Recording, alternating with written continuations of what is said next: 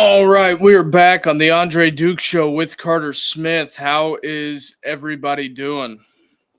It is the opening weekend of college football. We are going to be streaming the game live, some commentary, reaction, just kind of what we're doing um, here this fine evening. We're also going to be back later tonight for um, the Stanford Hawaii game. If anybody is interested in that. Also, if you could come on over to YouTube, hit that like and subscribe button, and help us grow this channel. Carter and Richie are still out, but that is just what it is this evening. Um, Richie's going to be joining us for the later broadcast. We got Iowa State, Avery Johnson taking on Rocco Becht. Also, if you're watching out there, at halftime, we typically throw up a graphic that will look something similar to this. If I can get it pulled up.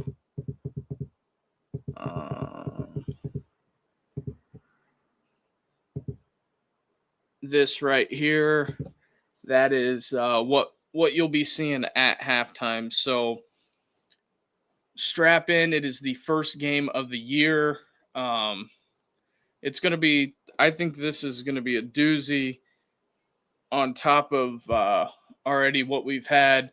Typically, the Ireland games are good games to watch. So there is that. But if you want to come on over to the YouTube side of things, that helps us out tremendously.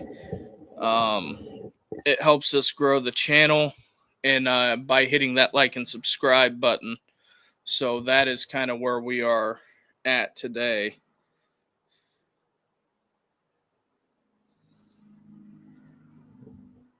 And also, you can follow me on Twitter. Follow the Andre Duke Show with Carter Smith. That is what we got going today. Hopefully, this is a good way to kick off the season. Last year, we seen Florida State get knocked off by Georgia Tech.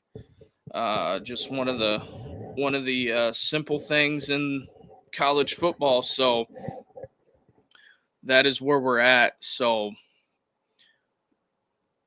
they are about ready to kick off. Looks like they are doing the coin toss.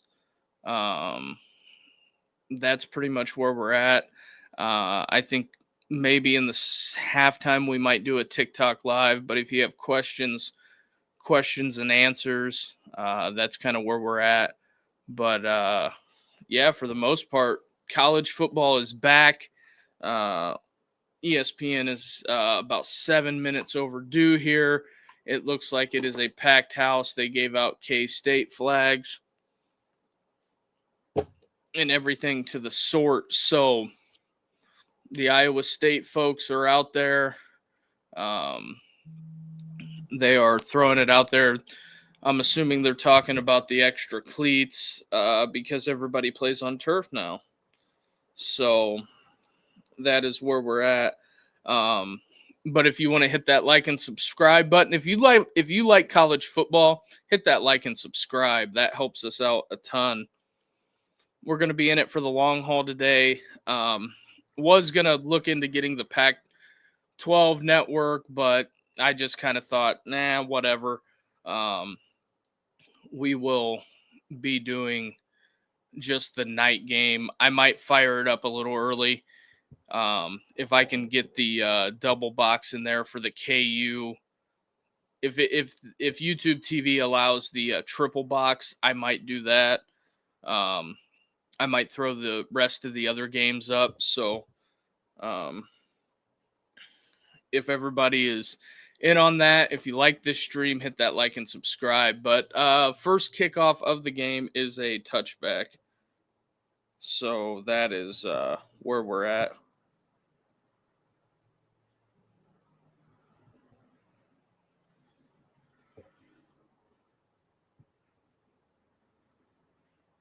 Just tweeting some links out here, but yeah, that's pretty much where we're at. Rocco Beck is about to take the field. Iowa State comes out in the white uniforms, red pants, red hats. Kansas State in the gray pants, purple hats or purple tops and silver hats. They're traditional.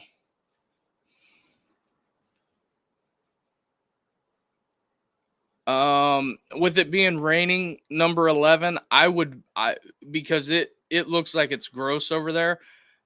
Depending on what that over under number is,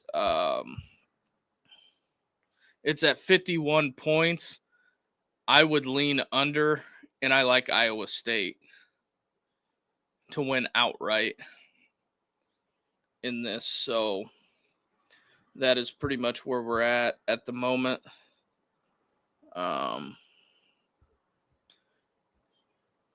There is another run by Iowa State. Trying to get the mic set up here, and we're about to lock in for 3 hours of the first game of the year. Almost to the first down is Iowa State. So they got the same thing that that Georgia Tech had on the helmets last year. Rocco Becht with the carry. Spin move. All right. First down, Iowa State. They are matriculating the ball down the field. So that is kind of where we're at. But for you folks on X, if you just want to hit the link and come on over and join the discussion, that is where we're at. We got a couple people in the chat this fine evening, or afternoon. We're going to be doing all the big games this year for the most part. And when it comes down to it in the Big 12 race, these are two of the teams that are favorited to win the Big 12. 2nd and 6, Iowa State. And incomplete. It's going to be a tough day throwing the ball. That's why I would be on the under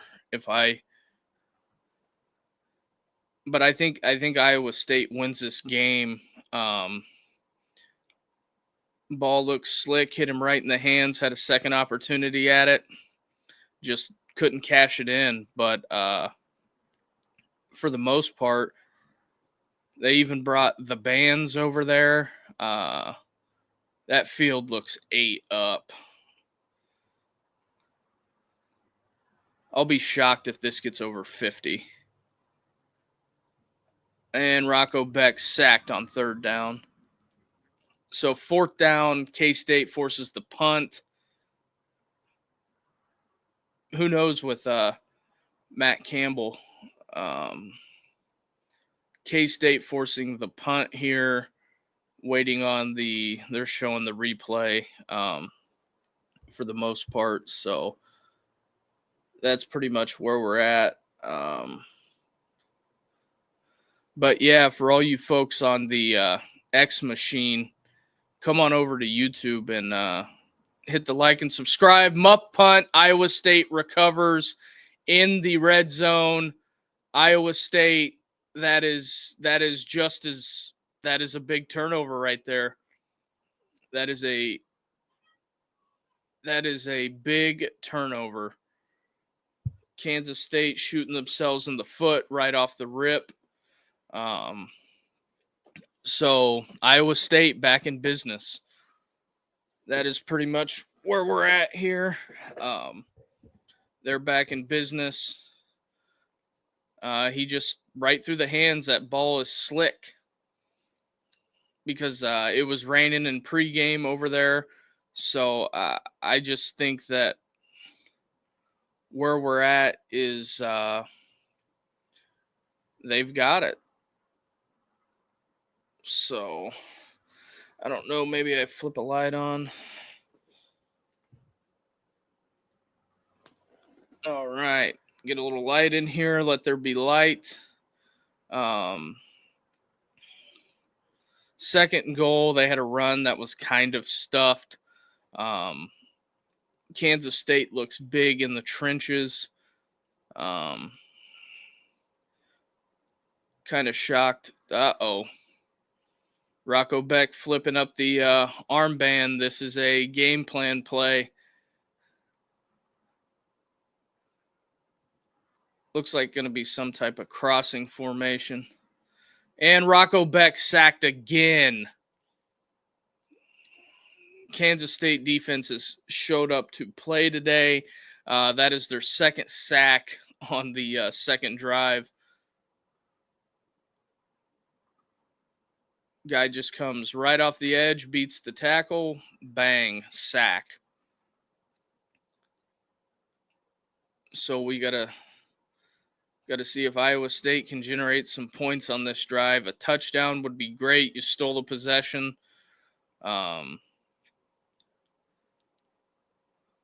Looks like Rocco's changing the play. 4, 3, 2, and he's almost sacked again. Looks like it's going to be a PI. I'm assuming on K-State, flag in the secondary. Trying to get the call sorted out. Yep, pass interference, Kansas State. So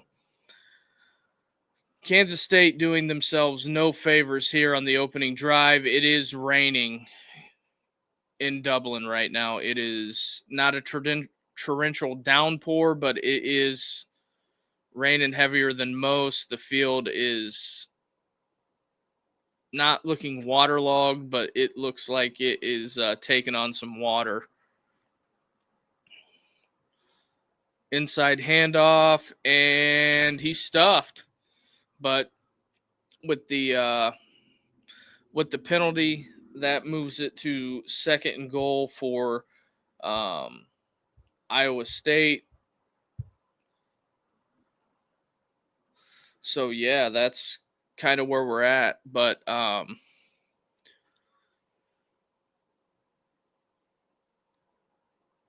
right, Iowa State back at it.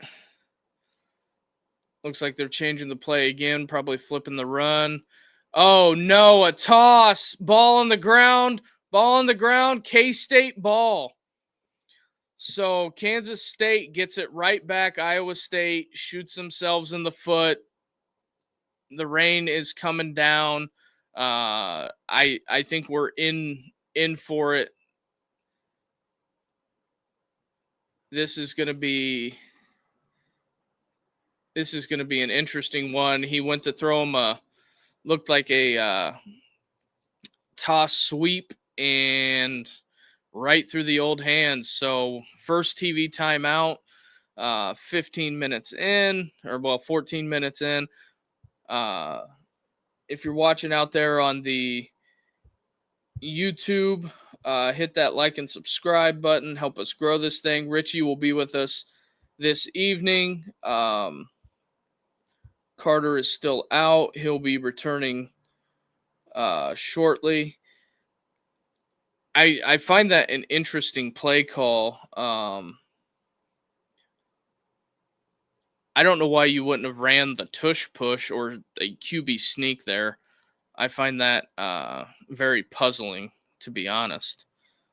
For the most part, I would have thought message board geniuses, they are already melting down in Kansas State land on the message boards. That's a good follow, by the way. You get to see all the big fan crash outs. So that's pretty much where we're at here. TV timeout. Just checking it out. Seeing what's going on social media.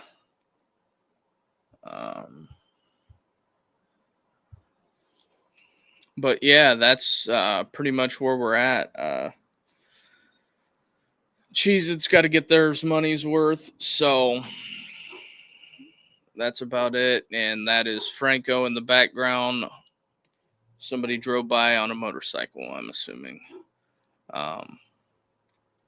So Lexus, we're getting there. Any score predictions out of anybody? So yeah, that's pretty much where we're heading here. Trying to get there for the most part. I think this game's going to come down to possessions.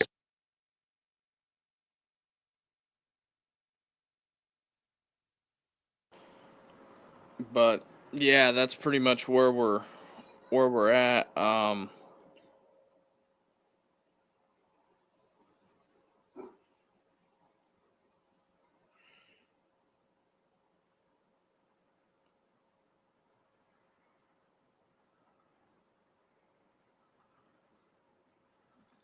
Yeah, that's where we're sitting. We're already back at it. Kansas State with a run there. Looks like Kansas State's offensive linemen are digging into the turf, trying to get footing. I would say that at some point they're probably going to change to longer spikes. Just my opinion. I think that where this game is going, I think it's going to be an interesting coming down the stretch here.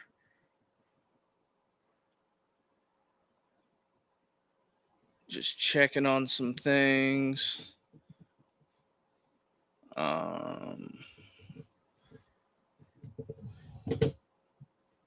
Just seeing how we're doing here as far as YouTube wise. But for the most part, Kansas State, 8 minutes left, 3rd and 7. Avery Johnson, first pass right through the receiver's hands, 4th down. Kansas State. Ooh, excuse me. Just threw it right at his kneecaps. It's going to be hard to catch anything today. Hey, there I am. Yeah, we got 55 people in here. It would help us greatly if you would come on over to YouTube. Got to execute the punt. The punt is away. Fair catch. Punt caught. Iowa State's going to take over just before midfield. And this would have to be absolutely miserable if you are somebody in the stands, because we are hitting another media timeout just to get the punt away. That is tough sledding, to be honest. I guess I would ask the people out there that are watching, who's going to win the Big 12? Is it going to be Kansas State or Iowa State? You got Colorado in there. I picked a dark horse to win the Big 12 this year. Something about me, Connor Wegman, redemption story, Houston. That would be kind of interesting to see if they could get back into it. Houston, a once proud program, kind of fell on hard times last year, with the transfer portal. Willie Fritz got the job, got to completely overhaul the roster. That is something to be said there. But I don't think they're going to go down quietly. But we'll see. I think Utah, I believe, is still the betting favorite to win the Big 12, which is kind of quite fascinating, honestly. I think, anyway. Also today, UNLV and Idaho State are kicking off. Next week is going to be absolutely crazy. We're going to be streaming all day, especially the Ohio State, Texas. Also, Syracuse, Tennessee kickoff at noon. But we're midway through the first quarter and no points. I think the weather has a lot to do with this. I think that coming down to it, I think who can ever establish the run in this game. I wouldn't be shocked if Kansas State doesn't try to jam Avery Johnson down Iowa State's throats in this next drive whenever they get the ball back, if they do. But the Kansas State and Iowa State people really showed out for this one. Not every day do you get a conference game overseas. I think they had so much success with it last year with the ACC.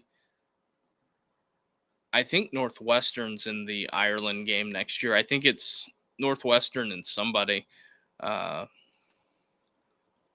wouldn't be shocked if they don't rotate it, but I think the only conference that won't play ball will probably be the SEC.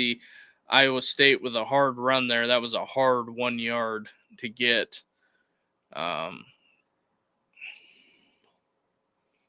They're showing Dylan Edwards on the bench there. Also, we got NFL preseason kicking off at some point today, I think at 1 o'clock. And it is, yeah, folks in the stands busting out the ponchos. We'll have to see how much, I'll be interested to see how much rain actually falls. Iowa State with the Cyclones on the side of the helmet. Yeah, everybody on the sideline that is not playing looks absolutely miserable. But yeah, that's kind of what it is. 3rd and 3. Iowa State pass wasn't even close. Another punt. I have a feeling this is going to be the game of punts.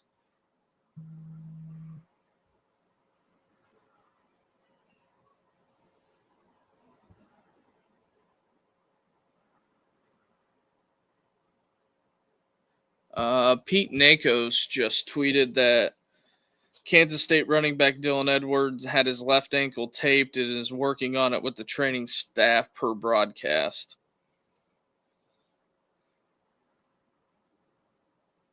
The Iowa State folks are also crashing out on their message board on their team site. So that is kind of where we're at right now. So it's going to be the days of the crash outs. Week 1, gotta love college football is back. Just showing some highlights here of Kansas State, some of Avery Johnson lowlights, interceptions. Pretty much for Kansas State going forward, this is going to be the big one for them, is to see if Avery ball batted at the line, caught by an offensive lineman. So looks like they lose almost 2 yards.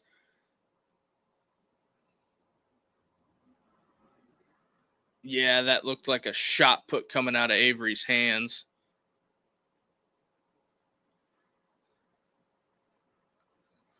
So yeah, it is 2nd down and no distance, because I don't think they know. Run play stuffed. Jackson from Kansas State stuffed on the left side. Yeah, this is going to be definitely a field position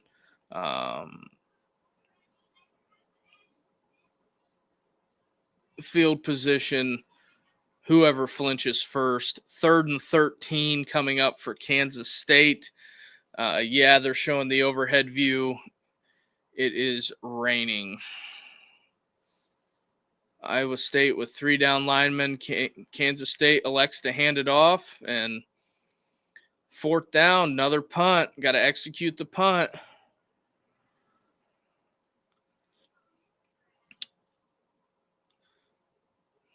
So Kansas State running the punt unit on the field.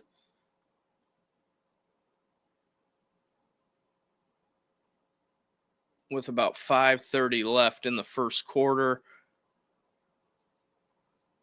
I get it. It's week 1. We're probably going to have a ton of media timeouts. Kansas State's punter kind of long with it. Short punt. Looks like it's downed at the 49 of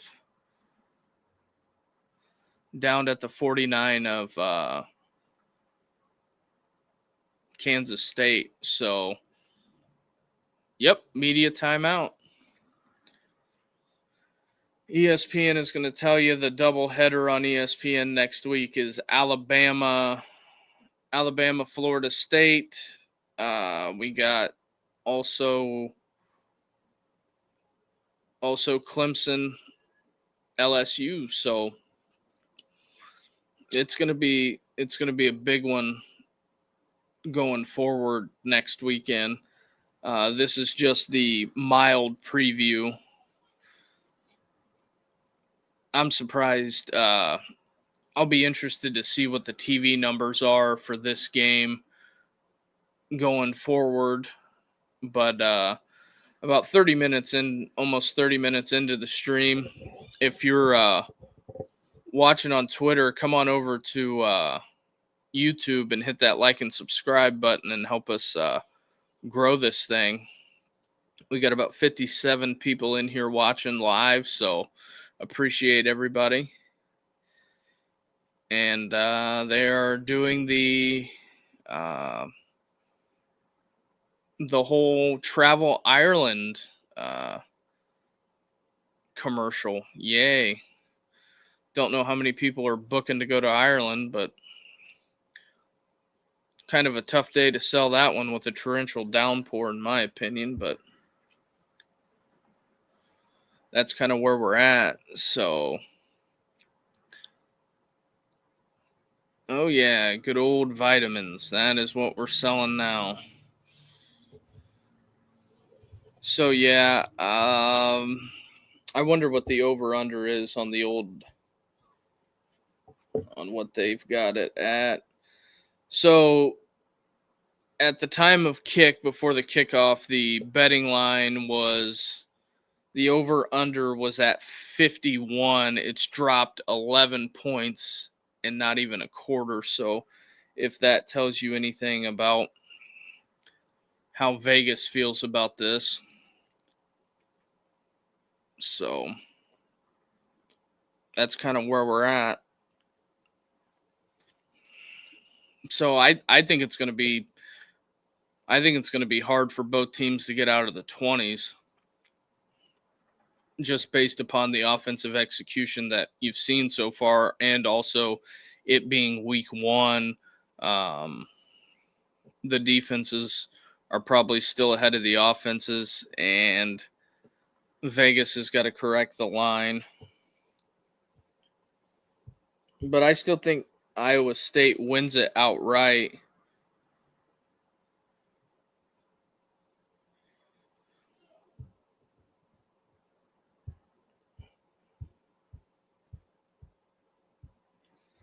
Just checking it out.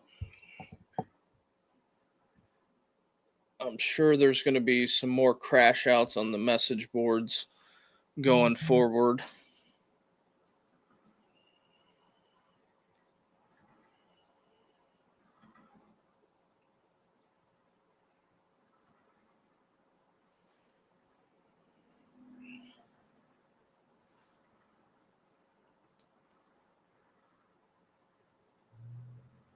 So yeah, that's pretty much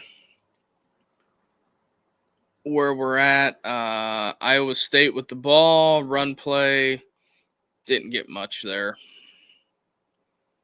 Not a whole lot there. I don't know if the rain has subsided for trying to get that figured out. The camera is still wet, obviously. Iowa State back at it, 2nd and 8. Oh, we got our first completed pass. Rocco Becht.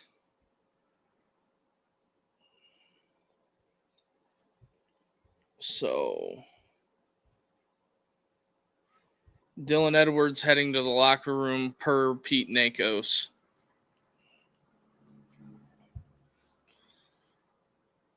So Iowa State grabs a first down. Another completed pass. Iowa State is cooking. They are marching towards the end zone right now. Almost in the red zone. They're in that 25-yard mark. Looks like. Yep, threw it right behind him. So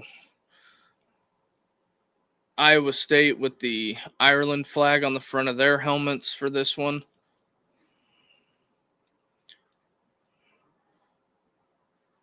And taking a shot. Touchdown, Iowa State.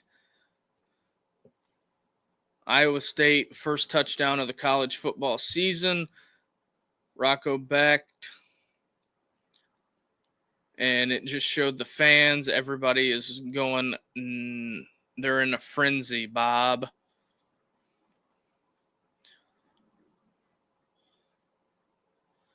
So Matt Campbell dials one up there. First touchdown of the year, Rocco Becht. Ovalby, I believe was the receiver's name. So awaiting the extra point.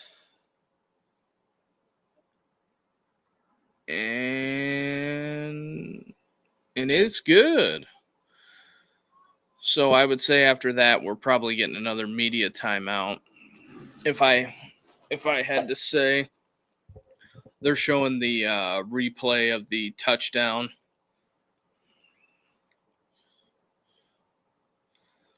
He just boop boop runs right by him. Threw it where only his guy could get it.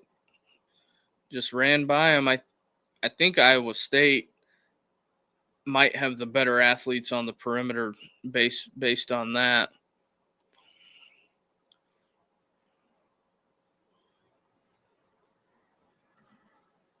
They just showed a live look into, I believe, a spot in Ames. It only looked like there was about 25 people there. So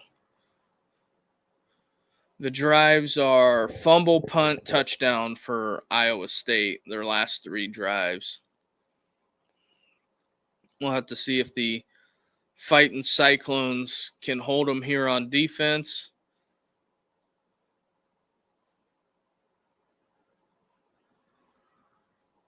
Awaiting the kickoff. And that's going out of bounds. Sideline guy on the sideline catches that one.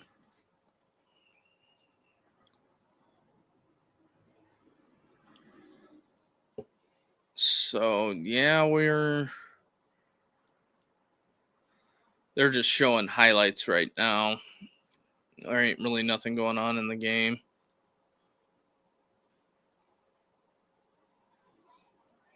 They're showing Dusty's dudes. He picked a guy from one guy from each team. Maybe since the rain has held off, maybe Avery Johnson can get something going here.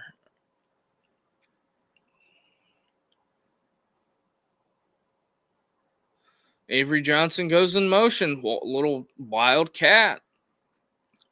Oh, fake toss back to Avery. Uh-oh. That's a big run.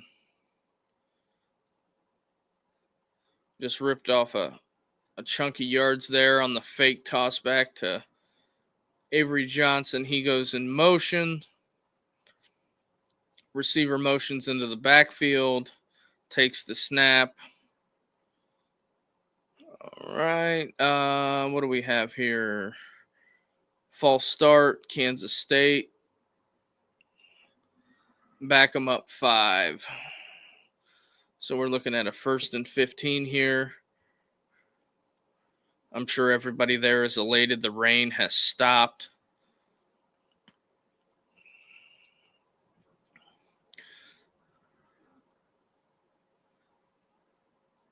There ain't nothing worse than rain in the first quarter of a game, especially with it being this game with the amount of media timeouts, and it's like 60 degrees. Iowa State, nope. That would be another incomplete pass.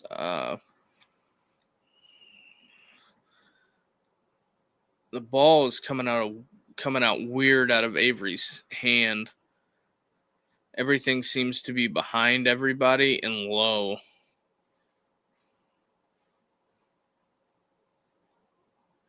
I'm surprised Kansas State hasn't came out and tried to get the run game going. Well, they get one on the perimeter there. Kansas State almost in the red zone.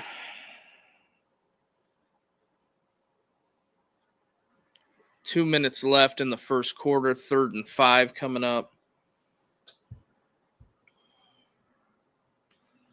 That's pretty much where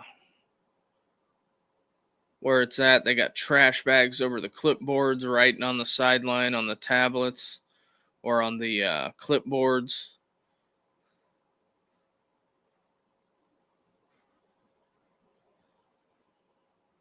Nope, didn't get it. I wonder if they're going to attempt a field goal here or if Kleinman's just going to go for it. This is a very, very tricky instance here. I think Kleinman will. I think he's going to call his best player's number. 4th and 1. I don't see how this isn't going to Avery Johnson on a quarterback run. The old Urban Meyer days, QB power right up the old center's ass.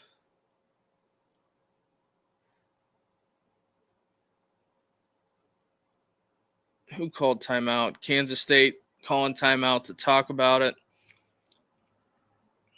Well, Chris Klieman just walked out to the offense, clapped in their face, and says, "We're going." So that is that. The slate of games: Thursday, Boise State. Thursday, Nebraska, Cincinnati. Georgia Tech, Colorado, Friday. All on the fine network that is ESPN. But also on our channel, we're going to be bringing you the same live instance that we are now, the same type of programming. That is a very odd looking stadium. We'll be bringing you Stanford, Hawaii tonight. Well, Kansas State coming out single back. I don't see how this isn't an Avery Johnson run. Nope, hands it off. Well, they got it. So Kansas State into the red zone.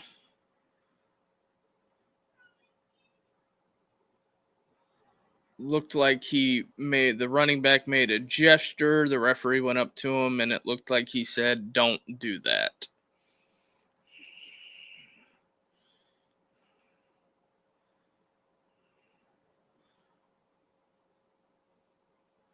So about 50 ticks left in the first quarter.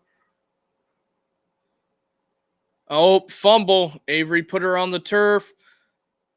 Threw it out of bounds. Neither team can hang on to the football. went to play action.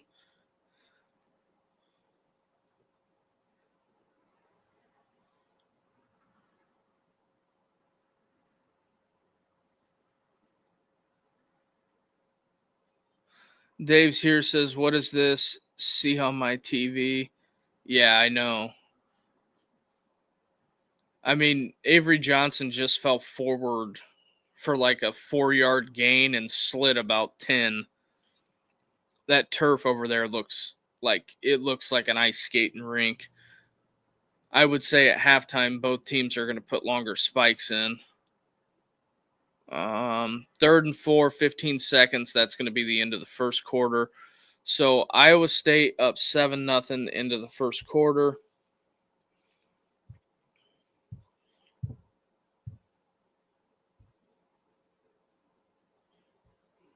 Just check out the old social media. K-State Online, it was posted, we might actually suck, unfortunately. So Kansas State fans are down bad right now. That's the way it's looking to me. It looks like they are down bad. I can't believe they're already ready to punt on their season. I wouldn't have thought that they were going to be ready to punt that quickly, but it says they may suck. So I find this fairly interesting. Dr. Pepper. Now we got, what is this we have? We have golden retrievers driving cars now. Shout out Air Bud, probably descendants of Air Bud.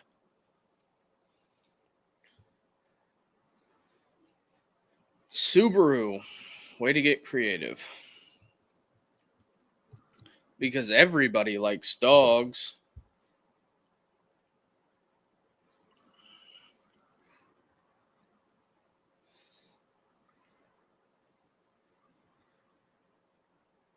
All right. Should be back to action here shortly. If you're watching on Twitter, come on over to YouTube. Dave's here, number 11. Hit up the chat line if you would. Make this interesting because this game is a bit of a snoozer so far. A lot of unforced errors by Kansas State, turning the ball over, fumbling it, fumbling. This is kind of interesting on how it's going. I didn't realize it was raining until the pregame came on and it was just pouring. So that field is a ice rink for all intents and purposes.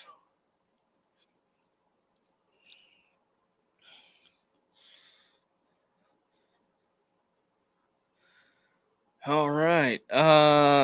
Anybody got any questions at all?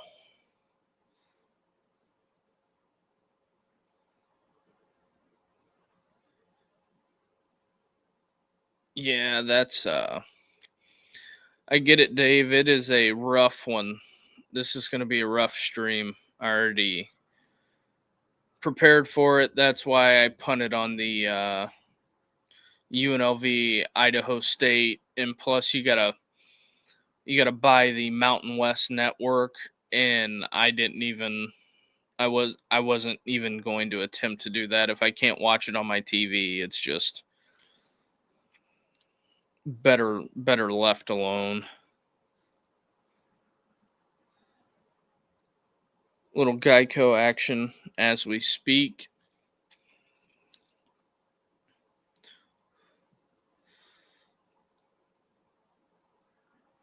All right. Showing you the nice countryside of Dublin, Ireland.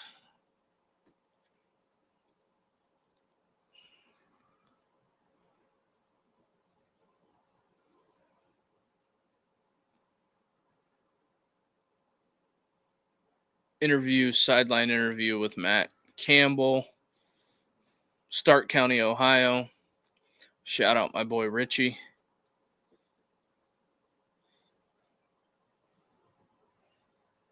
All right, Kansas State back in business, 3rd and 4. Start of the second quarter. There's what I've been talking about. The Avery Johnson run. That is pretty much what I had been saying from the beginning when they were struggling on offense. Call your best player's number.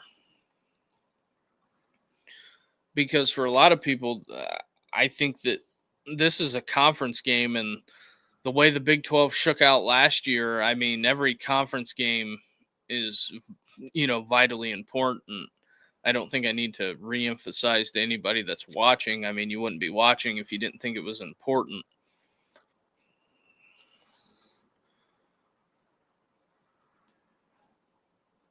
Wow, they have no net? That's interesting. They have no field goal net there, or they didn't pull it up. But Avery Johnson just pulls it out of the running back's stomach, stumbles in for 10 yards.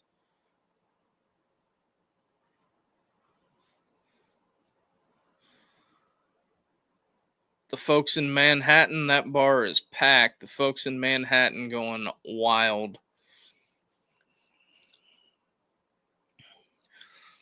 So what else do we have? Nothing too pert near at the moment.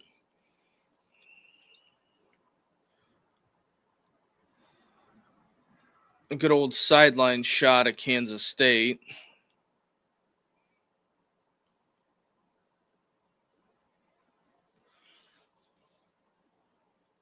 Oh, man.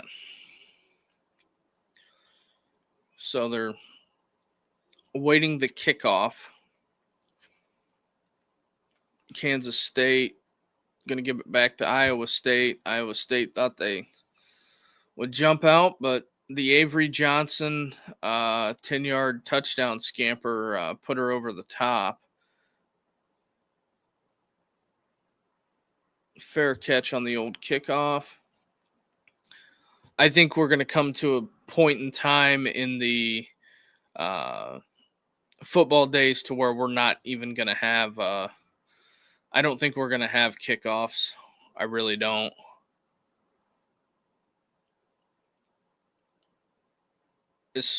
I mean, the NFL is trying that new thing, but I'm just not seeing it. I'm not seeing the because it's kind of a waste of time, really. I get it, the guys that play special teams are important, but I almost feel like it's kind of a waste of time just for the simple fact of everybody that participates on the special teams. It's just basically you go out there for a touchback, essentially, is what you're doing. Iowa State with a run, don't get much there. 14 minutes in the second quarter. That first quarter blew by.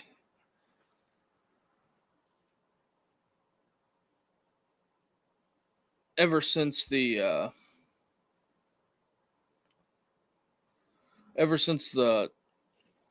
last year when they changed it, the clock doesn't stop on a first down. That really cut game times down a little bit, but they just masked it with TV timeouts. Incomplete pass, Rocco Becht, 3rd and 9, Iowa State.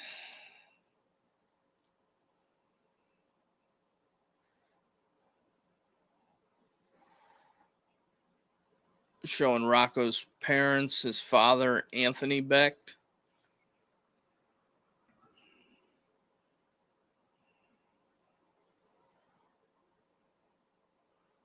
So Matt Campbell taking a lot of time off the clock. took it down to 4 ticks. Rocco fumbled. Kansas State got it. That would be Kansas State's 3rd sack of the day. Iowa State turns it over deep in their territory. I would say it's going to be a rinse and repeat of the what they had last drive.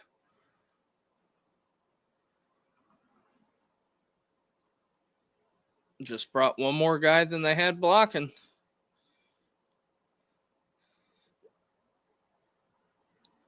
Yeah, Rocco didn't see him until just the last minute. And when he went to tackle him, wrapped the arms, ball squirts out. I am sure that is not the way Iowa State wanted that drive to end.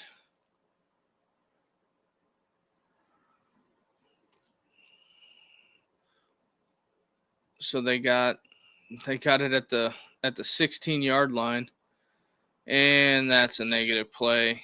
Iowa State needs to bow up here. If they can get out of this with a field goal, I would consider that a win. Just judging on where Kansas State started with the ball, that's pretty much where that's at. This is an ugly game. Can we go back to the offseason? No, Dave, we're not going back to the offseason. Completed pass.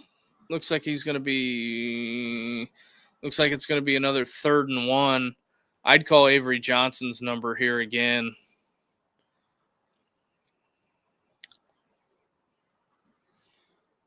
QB power. We'll see what Kleinman does here, but that's what I would roll with. QB power. He's rushed the ball farther than he's thrown it, so I would say that's what we're going to get. Iowa State, I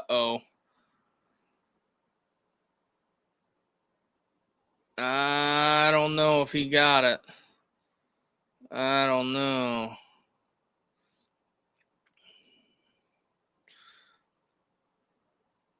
Calling him short.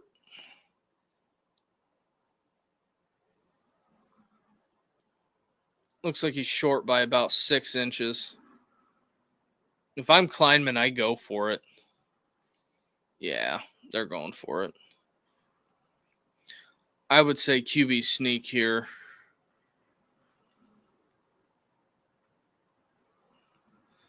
Nope, they hand it off and he's stuffed. Iowa State takes over at the looks like 6.5-yard line. So that's a huge win for Iowa State right there to stuff them.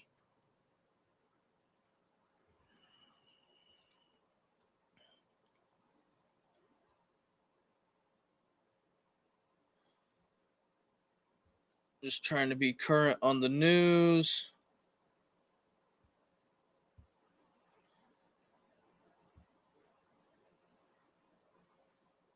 So we're probably, media timeout.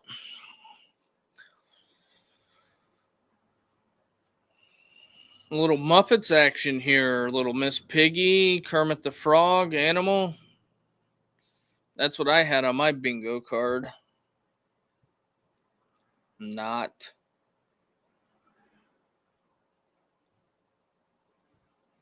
I'm really shocked that he didn't have. I mean, why would you go away from Avery carrying the ball there? I get it, got to let the running backs eat, but I mean, obviously Avery scampers in the end zone for a 10-yard tub and was barely touched, so that's kind of where that's at. Dave's here. This problem, they can't bring in a 3rd extra lineman and 2 tight ends and make the first down. Yeah, I feel you on that, Dave. I would have just let Avery carry it, to be honest. I think that was their best bet.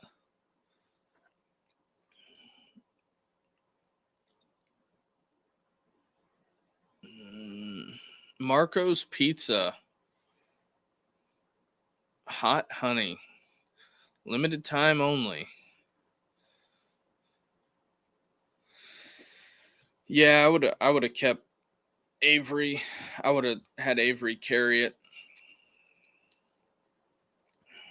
But that's just me. I guess the next question is who's going to win the Big 12? That's what I'm curious on.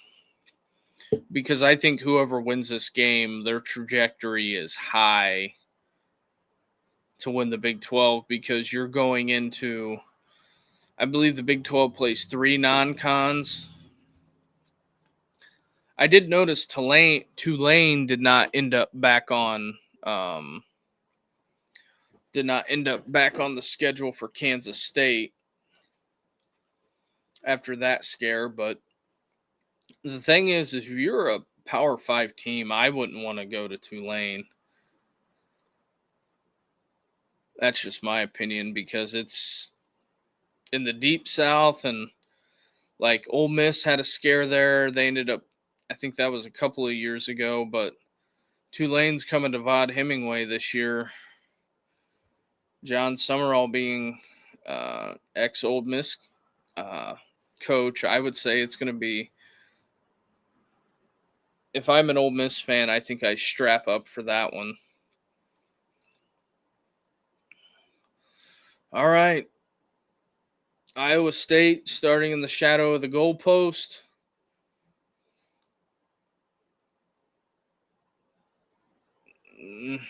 Incomplete pass. Rocco is not in sync. Sailed it high. This is funny. Iowa State only lost 2 fumbles the entire season last year, and they've tied the total today. That just goes to show you how much weather conditions affect football.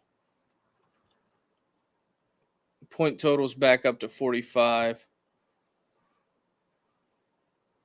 It grew 5 points. Rocco in the end zone. They're calling that an incomplete pass.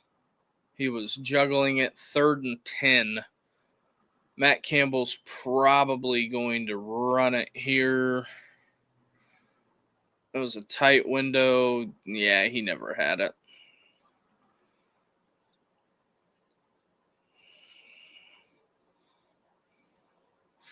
Matt Campbell scanning the call sheet.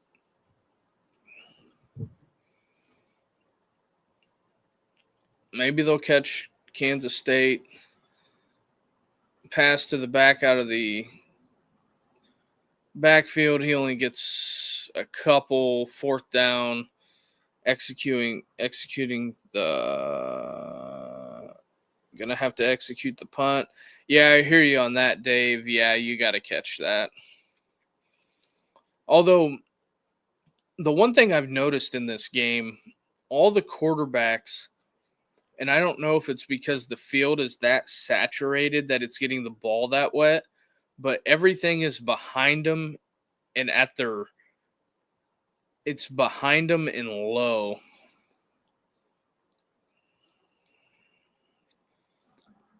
Booming punt. He catches that one. So Kansas State's going to start at midfield. Yeah, they are advertising the kingdom for the most part. So that's that.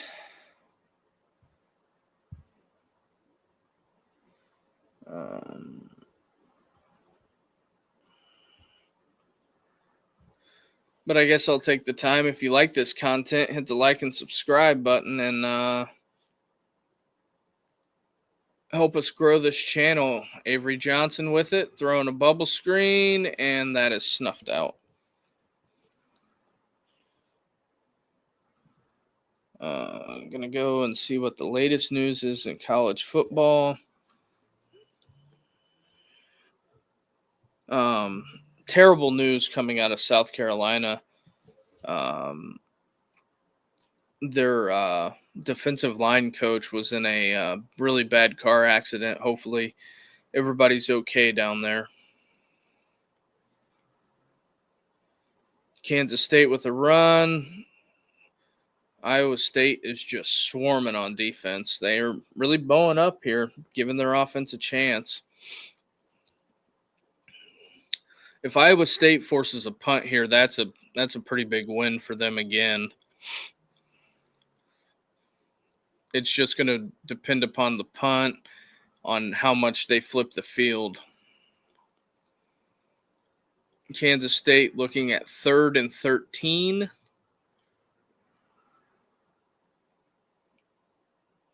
Iowa State looked like they were coming after them. What do we have? False start, Kansas State. So back them up 5 more. That's going to be 3rd and 18. 3rd and 18 for all the play calling gurus. What do you like? I just hand it off and cut your losses.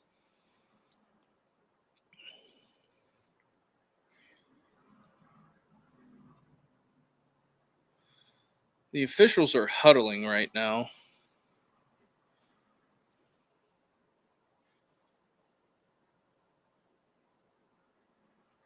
Ooh, delay a game on defense. Matt Campbell is losing his mind.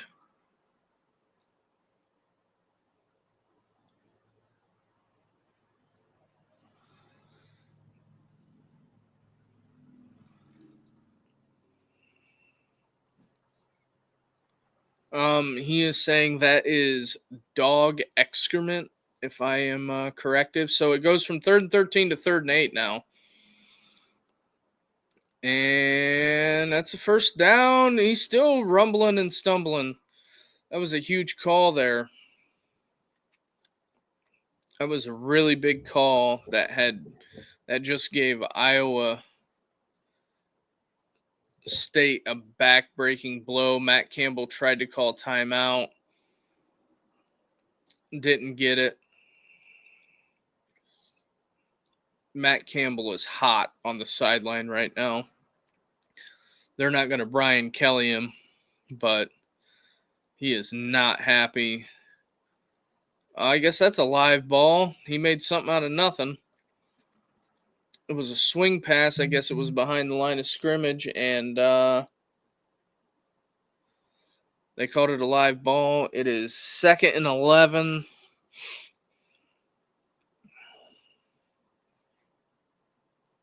Scoops it up, tries to get back to the line of scrimmage.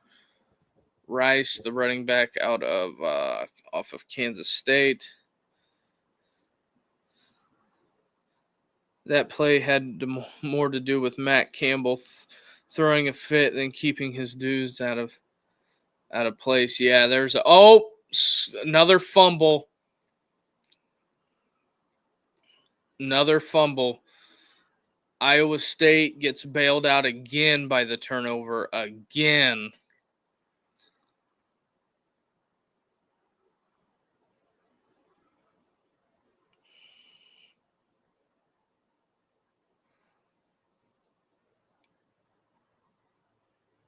How does this? Is it a peanut punch? Nope, just got knocked out of his arm. Number 19, James, was Johnny on the spot, picks it up. We're heading the other way. Media timeout. As I'm sure everyone is shocked by that.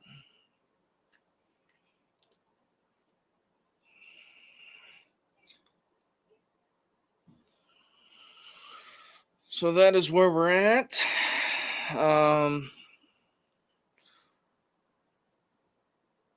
Okay.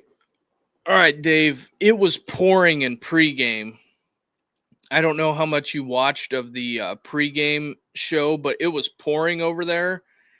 And it poured for the better part of the first quarter, and that field is just saturated because I don't think it's a soccer field, so I would say the drainage is different than a football field.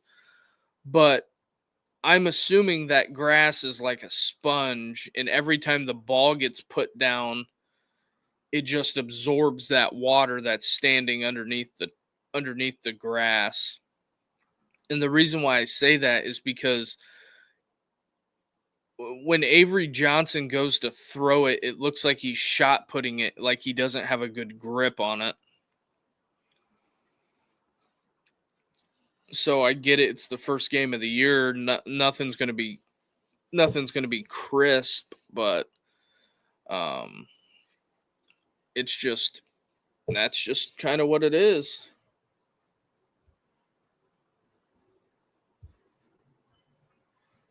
Kansas State crash out.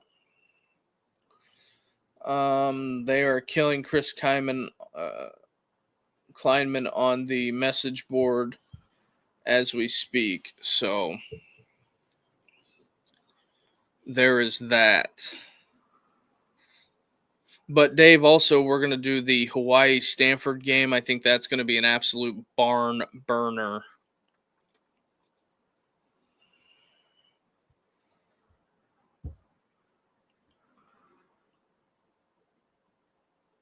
Thanks, Rich, for reposting it, man. Appreciate it.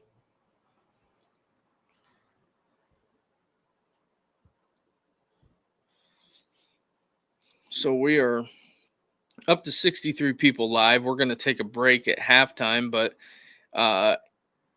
if you like this content, hit that like and subscribe button and help us grow this thing.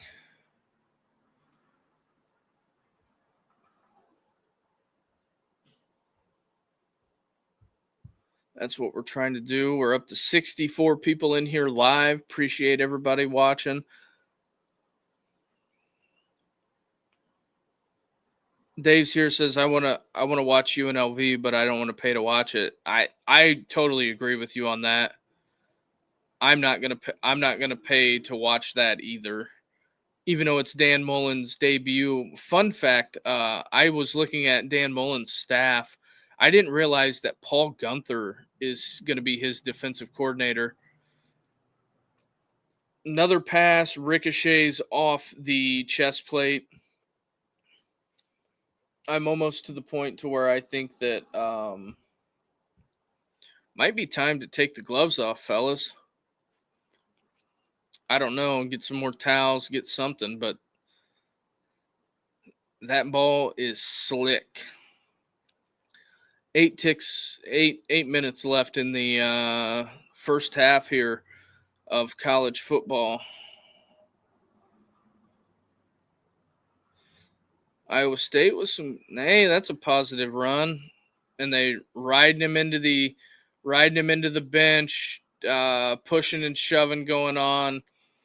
A lot of pushing and shoving both ways. Referees over there, no flags as I've seen so far. He was trying to keep him up. Tensions are high between these two teams. Massillon lost to Glenville in OT last night. Rich, did you and your dad go to that one? Someone says if Alex Orgy has a good year, they're going to want to hire Matt Campbell back so they can fire him again. That's rough. And Rocco Beck running for his life. Rocco's scrambling, rumbling, and stumbling. But he got some positive yards there. Another free runner at the Q. Iowa State might be having some protection issues. No, I'm going next week to see my buddy's kid play. Gotcha. Iowa State might be keeping this on the ground. This might be Rocco Beck back and through the hands of the tight end. It is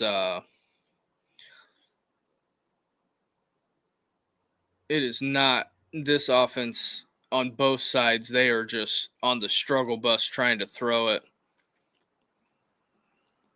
Their guys are open. It's just that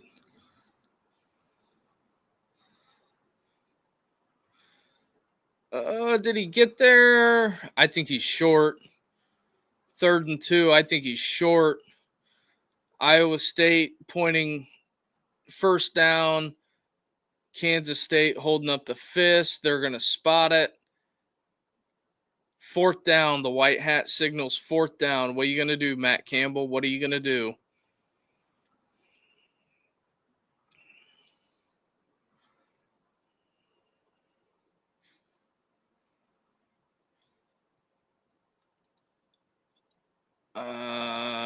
Yeah, he looks like he's about 4 inches short. They're reviewing it. So here we go. ESPN Campbell's is going to go for it like it's he's a high school coach. But it's under review. I don't know if they're going to get this TV timeout. That's pretty much where we're at.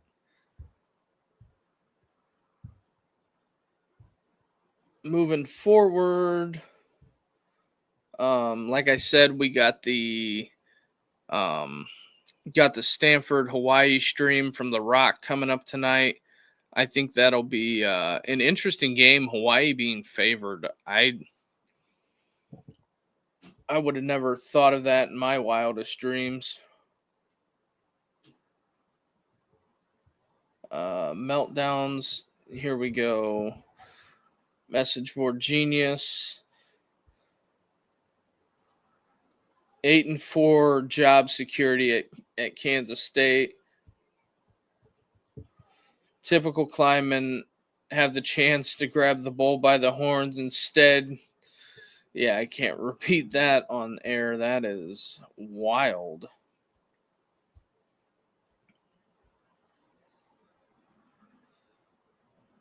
The K-State fans are they're just giving it to Klieman right now.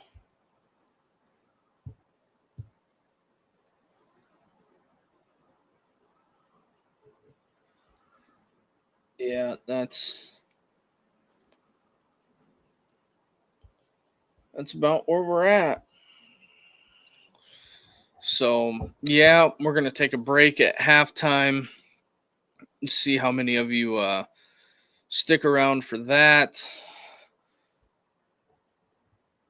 It's going to be about that time for me to go wrap my pork shoulder. Wrap it in foil, and we're going to be cooking with peanut oil, eating good around here. Got the Traeger fired up today. That's just kind of where we're at.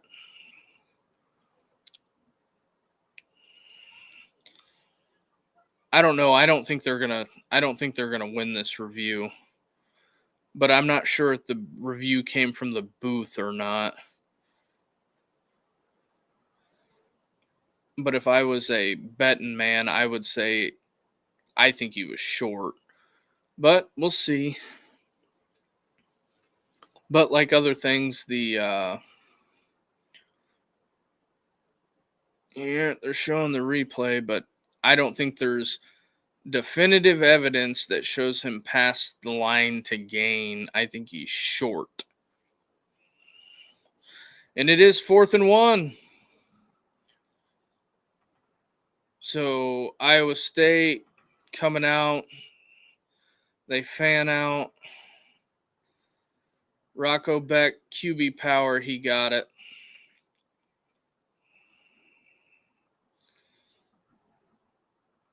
So they're in business.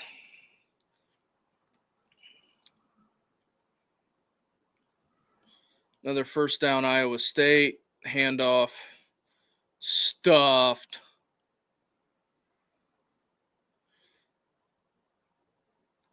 Both defensive lines have came to play today. I do know that. Because it is shaping up. It's going to be another close one in Ireland to start the season. That's where we're at. It is like Grand Central Station outside by my house right now. There is a ton of people out on this Saturday. Beck drops back, across the middle, completed pass. We have a completion.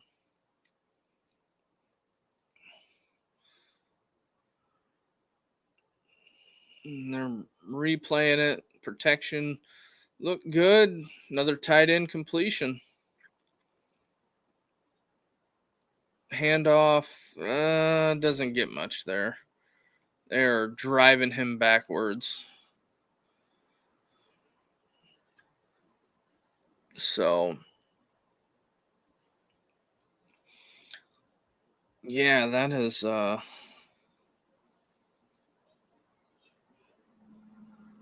nothing doing there on that run play. Iowa State 23 yards, averaging 1.2 yards a carry.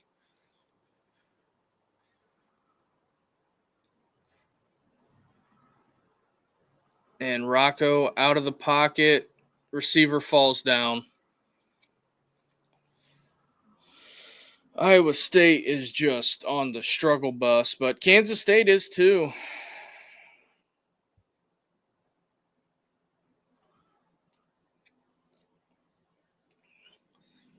Oh, we're flipping up the play card. Rocco Beck is 6 of 14 for 78 yards, been sacked 3 times, 1 touchdown. Not the stat line lighting the fire. Back again. Boom. Ball dropped. I'm wondering how many drops have occurred in this game so far. Because that's like the 7th or 8th one. Even though I guess you could count it as a PBU. 4th and 9, offense still on the field. Nope. Field goal. Iowa State is attempting a 49-yard field goal. Their kicker last year was 21 of 28. And it's no good. So with 4 minutes left, this is a tough spot if you're Matt Canada, to be honest. Because you can't run it, you can't throw it, and you can't kick it. So we are, and it was just wide. Had enough leg, he just wide right.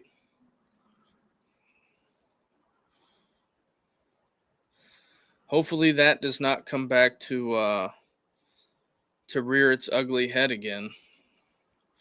Kansas State taking over. Run up the middle. Hey, diddle diddle. Kansas State up the middle.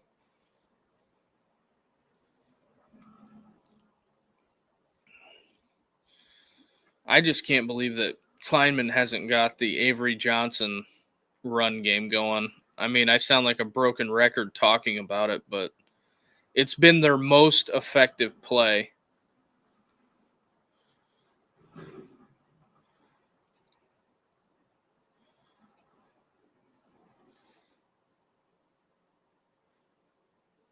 Avery going, nope, dropped.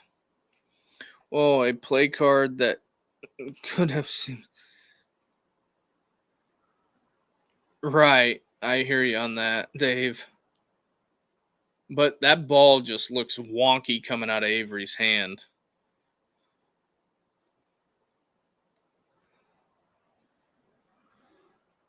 I don't know. I think it started raining again.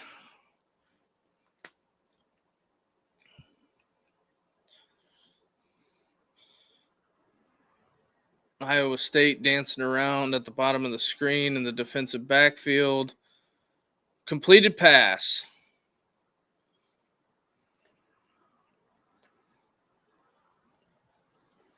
Completed pass is what we got. Believe that. Yep. First down, 3 minutes left. We're about to have the 2-minute timeout. What's everybody's favorite thing? TV timeouts.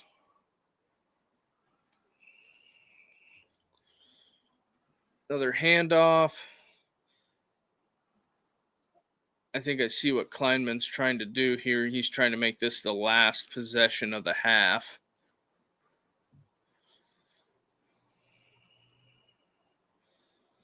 Which is smart. You're shortening the game. Not Donovan Edwards, but Edwards, the running back from Colorado that he transferred from Colorado last year, still out. He's still standing on the sideline. Hey, there's the Avery Johnson run. Got to get down there, Avery. Flag on the play.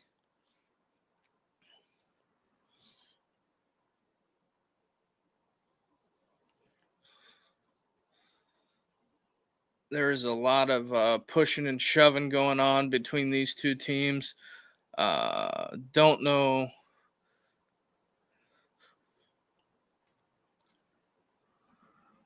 Holding on number 59 offense.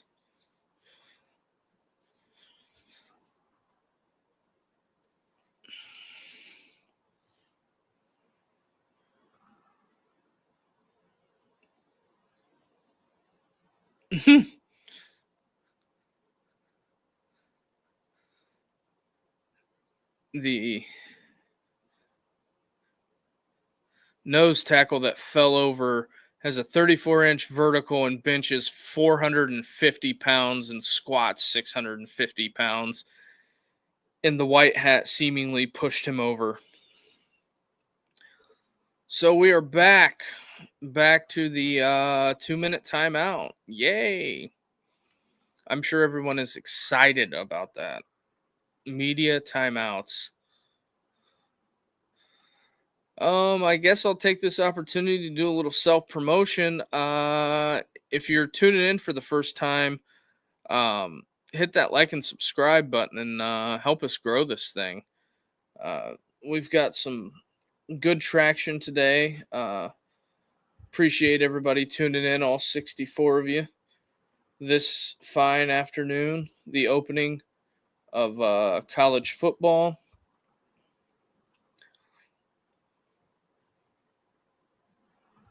So that is kind of where we're at.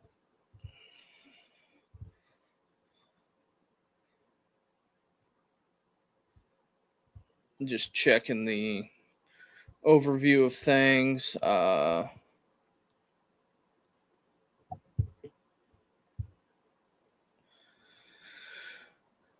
Just trying to get back to the action. I would say this will probably be the last media timeout of the half, barring, I don't want to have to put my foot in my mouth, but barring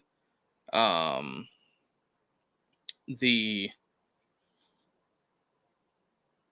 if anybody calls a timeout, I would say if somebody wants, I would say 2 timeouts. If somebody calls 2 timeouts, we're probably going to see a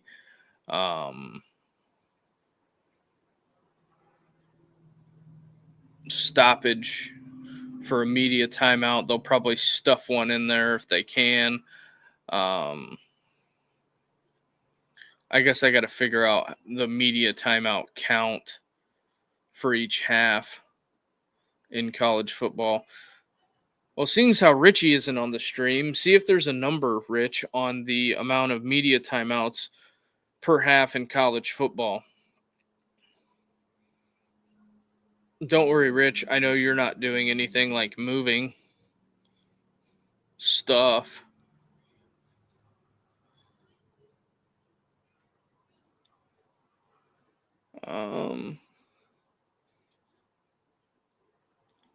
A lot of car commercials.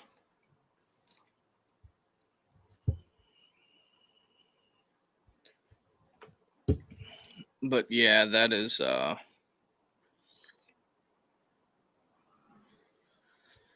where we're at. I'm not a big media timeout guy. That's what makes going to NFL games tough, because when you see the guy with red gloves walk onto the field, it is just 3 minutes of solid everybody standing around. All right. We're back Also, ESPN's got to get their self promotion in there. No game day. I thought that was a good touch. No college game day in Ireland. They're saving it for Lee Corso's last game, which I think is, if you're a Lee Corso hater, I don't understand that. Oh, look, Avery Johnson run.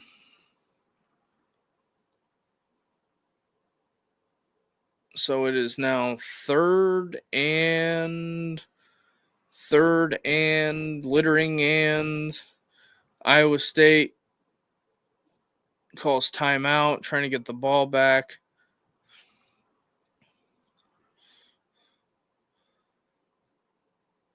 Showing sights and scenes from around the stadium. It looks like a packed house. Looks like it's sold out. So I guess as long as they keep selling it out, they're gonna keep doing the Ireland thing. Games up next. Mater Day St. Time.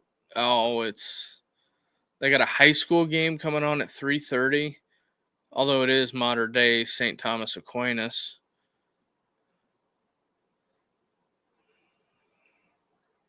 North Carolina Central Southern at 7:30. UC Davis Mercer coming up.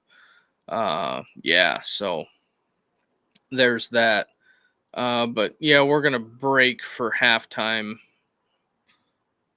pretty much immediately when halftime opens up. Kansas State with the completed pass, one of the first ones of the day. Minute 47. What is going on here?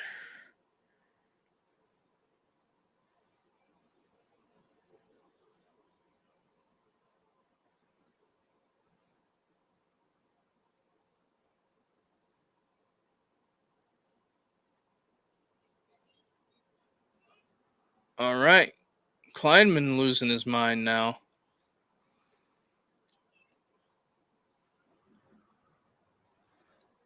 I'm going to assume the chains weren't set, is why they stopped it. Minute 27 left. Avery Johnson completed pass.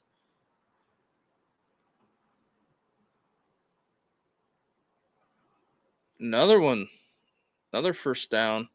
Gets out of bounds. So, yeah, that's Kansas State marching down the field.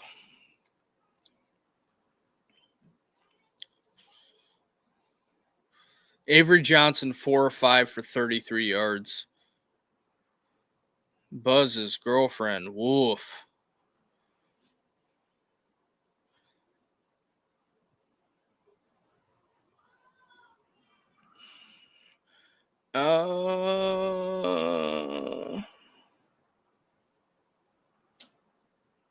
Incomplete pass to nobody. Avery Johnson. So he's 4 of 6 now.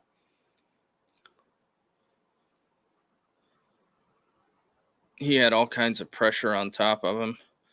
He had 3 guys running right at him. He had to exit stage left on that one. Pass interference offense.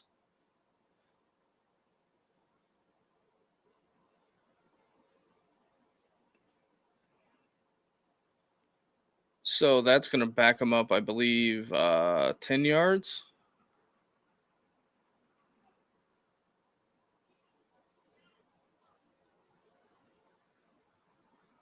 Kleinman still losing his mind about the chains not being set.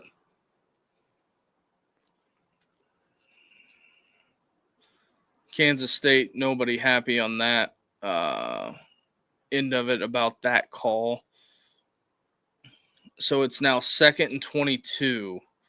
I believe that takes them.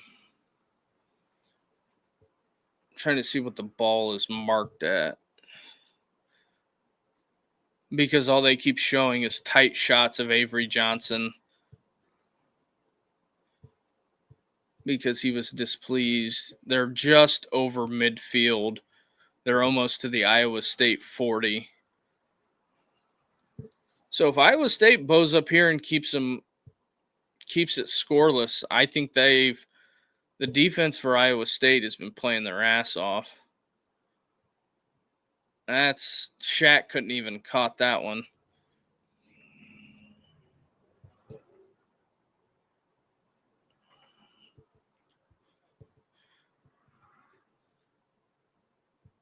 Although that ball looked better coming off of his hand, but still not the greatest.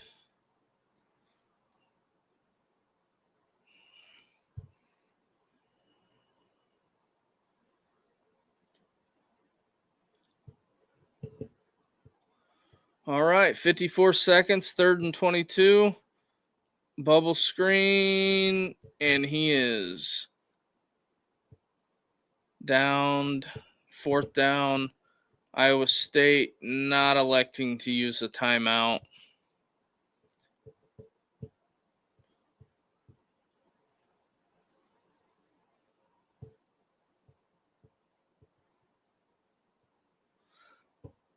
I'm wondering if Kansas State ain't going to take the delay of game and then try to punt it out of bounds to end the half.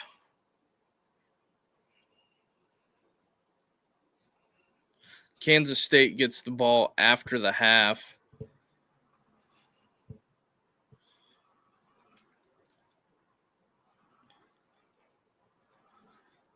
So he's going to take the delay of game and punt it.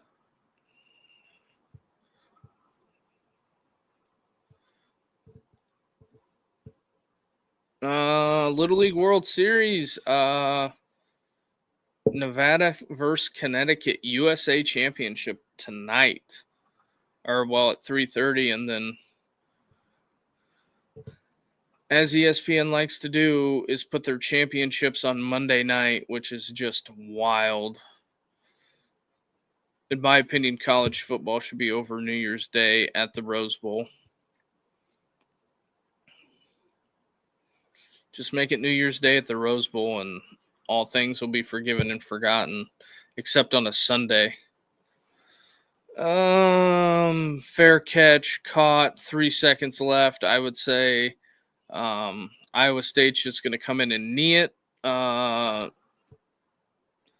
So bad, so sad for everybody that has Rocco Beck rushing yard prop, because that is poo, I would say, at this point.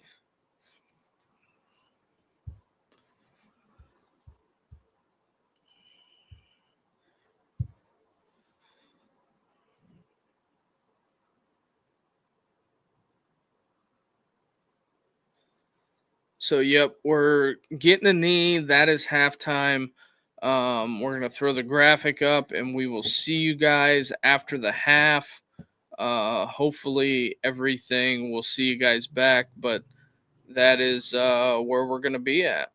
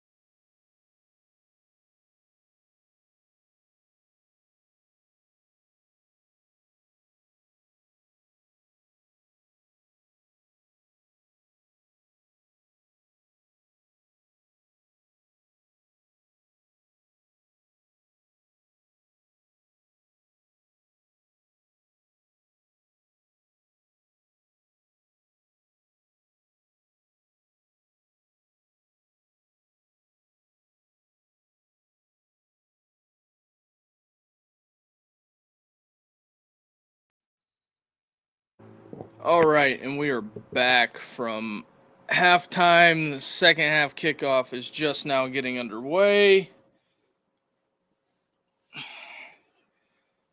K-State brings it out. Iowa State with the snuff. Official Jaguar Gator. I got a ton of Gator stuff, man. Appreciate you guys hopping in and checking it out. If you like this content, hit that like and subscribe button. We are on the way to 500 subs. That's what we're going for. We're also going to be back tonight at 7:30 doing the Stanford-Hawaii game. That should be interesting. Avery Johnson starting with the ball.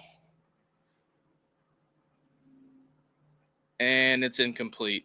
This has been the story of this game. If you've been following along, passes getting completed is just unbelievable. The amount of drops.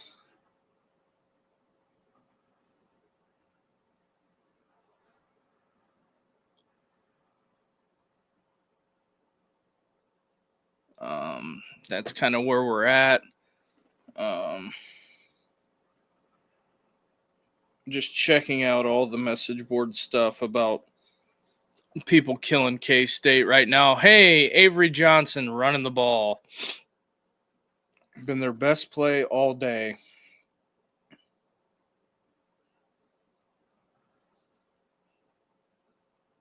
Just catching up. I guess the poll question would be, who is going to win the Big 12 this year? Does the winner of this game win the Big 12? That is my question.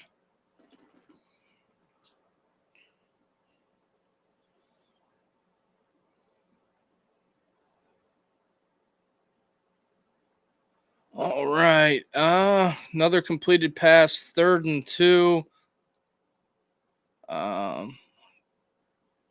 Sorry, I got a little sidetracked. Punt team running on the field for K-State. Punt team on the field.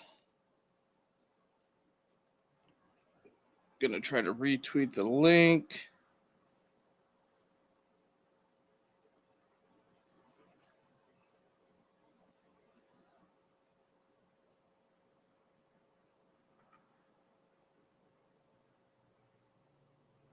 All right, got that done. Terrible punt. 36 looked like he just popped a hammy. Looked like it went out at about the 41-ish.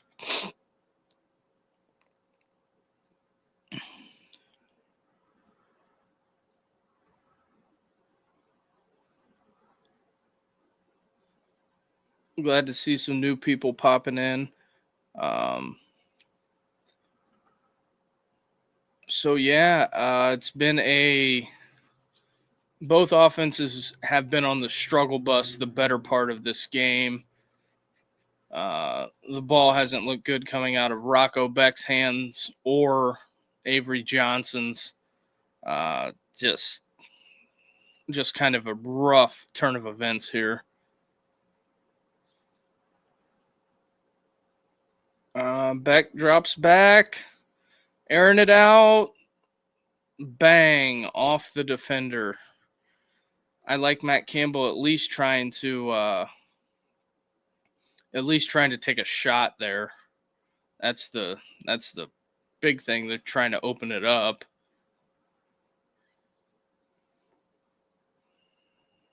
$66 people in here for week 0.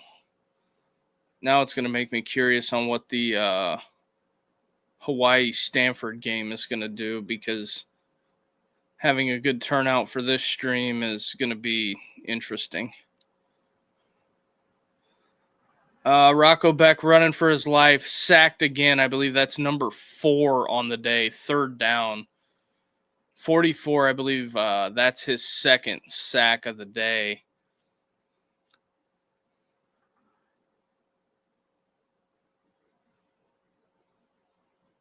Kansas State just not picking up the twist there. 47 completely blindsides the tackle, lets 44 go free. 61 just couldn't get to the spot. Party at the quarterback is what we had going on there. Also in NFL actions, the Broncos over the Saints, Texans over the Lions, if anyone cares. Beck, he is scrambling. He is a rambling man, out of bounds, fourth down, punt team.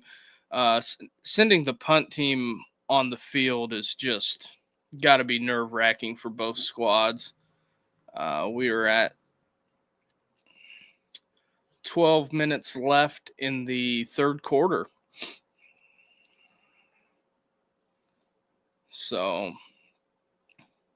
and also we're going to take throughout the Monday through Friday show on the college football show, we're going to be taking suggestions on what games we should stream. I know the first one out the rip is going to be Texas, Ohio State.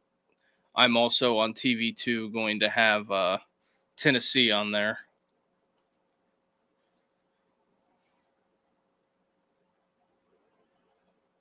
Flag on the play. Imagine that on a punt. Says no one ever.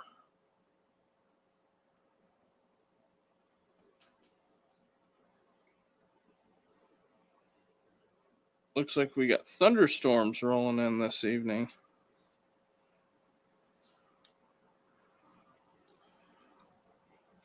TV timeout. Yay.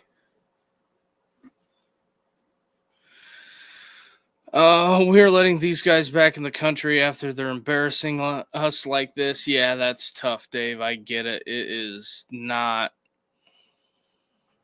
looking, not the most stellar offensive performance. I will say that. That does make a lot of sense.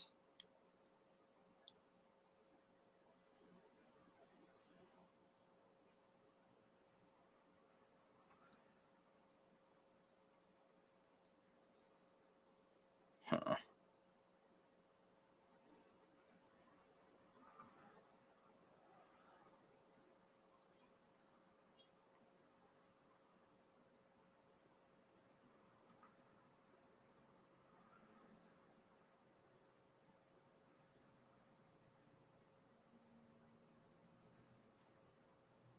Man, just checking it out here. Yeah, no stellar offensive performance today. Waterlogged ball. But appreciate official Jaguar and Cujo for joining.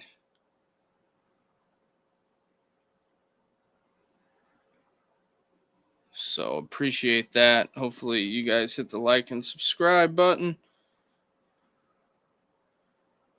and help us grow this thing for the most part. And the bulk of our viewership on the old X machine.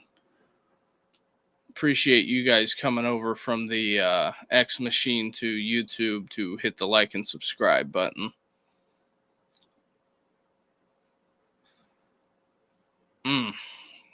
Just a rough offensive performance throughout the day.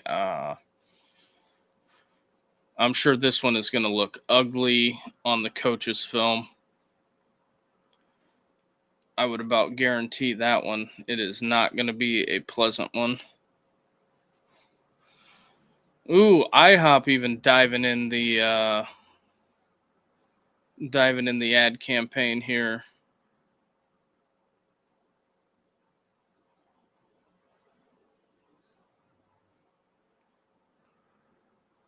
No, what are we having? Is it the U.S. Open for tennis? Yep, the U.S. Open for tennis. I'm sure everybody is excited for that. But the Visit Ireland stuff is kind of wild, to be honest. Oh, had to cut that short. Got to get back to the action. Kansas State with the ball at the 16-yard line. They're 16. Just nothing doing for both teams on the run game. Just absolutely nothing doing.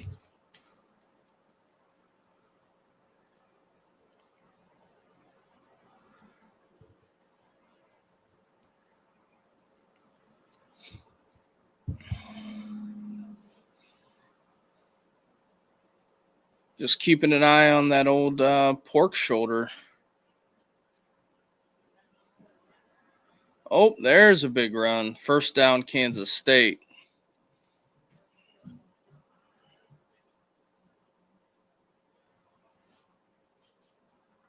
Ole Miss is favored by 38 points. Yikes.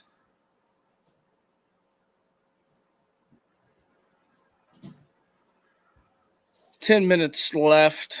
Almost 11 minutes left in the third quarter here. I'm almost going to go out and say I think maybe next score wins this game.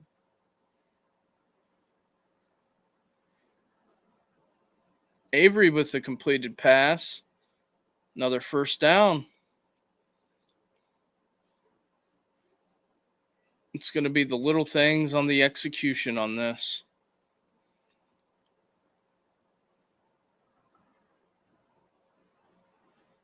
Avery, another completed pass to the field side there.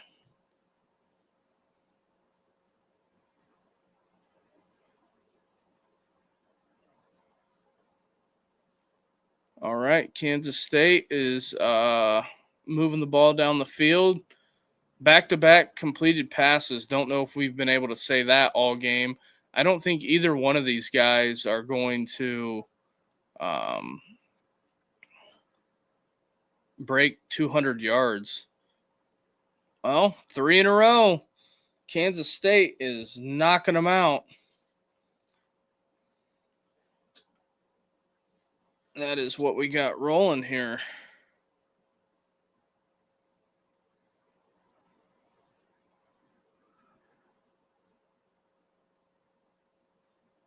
Okay. Avery Johnson, 3 for 3 for 39 yards. I think that's his the drive in day total almost. Avery Johnson calling his own number. Nah, nothing doing. I think that was dead from the start.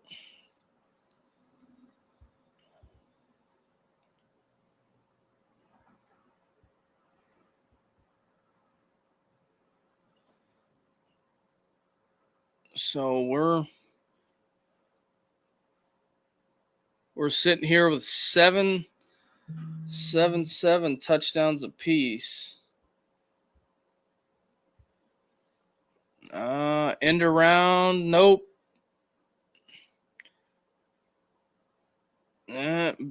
36 better watch out there, buddy. You're going to get a taunting penalty.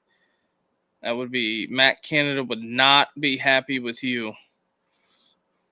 You will be on the first thing smoking to Iowa Western.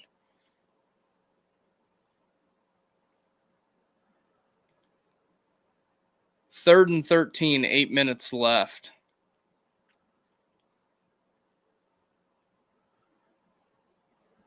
Yeah, I hear you, Dave.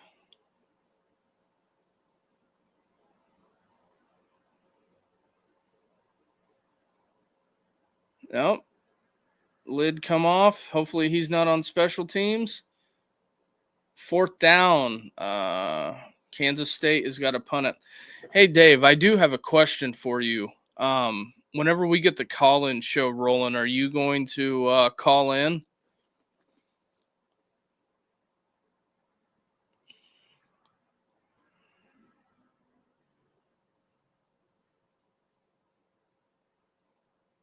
That is something I'll be curious. Oh, they're going for it. 4th and 8. Avery rolling. Incomplete. turnover on downs. Iowa State takes it over. Nah, not a caller. Man, I was hoping you would be one of the few that would call in.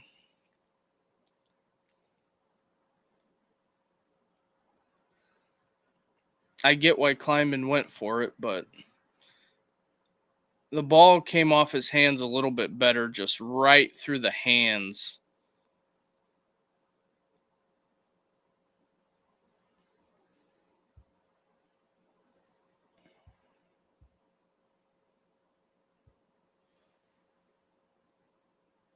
But also, Dave, if you're not doing anything later, we're going to be back for Stanford and Hawaii. Although I might cut it on early if the Kansas game is interesting.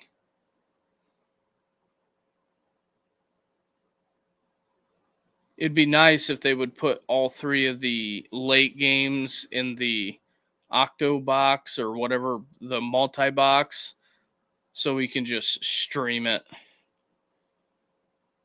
All the games in totality and talk about it. That's what I'm hoping for. But we'll see if YouTube TV will cooperate with that. But I doubt it, because typically the Fox games are on their own separate deal, and I'll probably have to stream it. Let me look and see what time the other games start.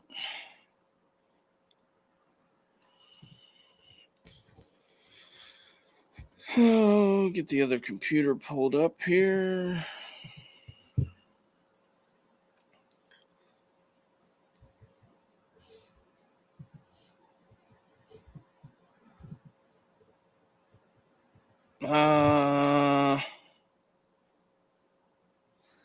I don't know. Maybe throw it up there at 7, a little bit after the Kansas game starts. Kansas, Fresno State, Sam Houston, Western. I might throw it up about 7. If we can get all 3 games in one box or on one screen. That might be the plan. We just might roll it at 7.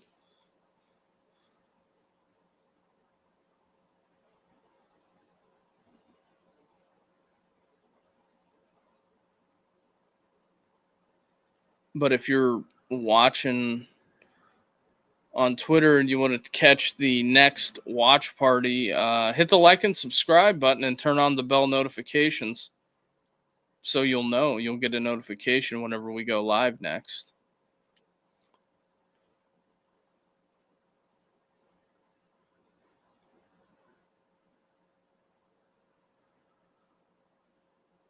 $67 strong.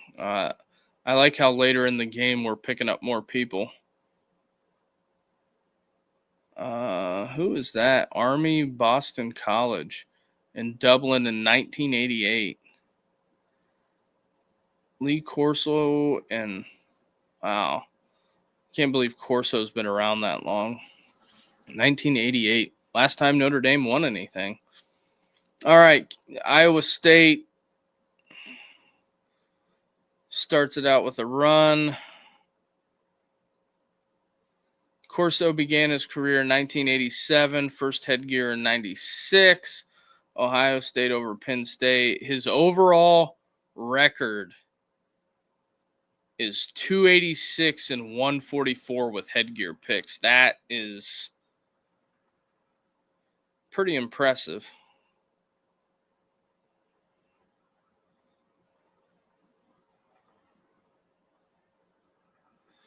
It's all perspective. 88 doesn't seem that long ago to me. Well, yeah, that is a good point, Dave. Oh, Iowa State with the completed pass. Rocco Becht on the board here. I think as the field's drying out, the ball's getting drier and it's making execution better. I know that was just some of the most insightful stuff you ever seen or heard.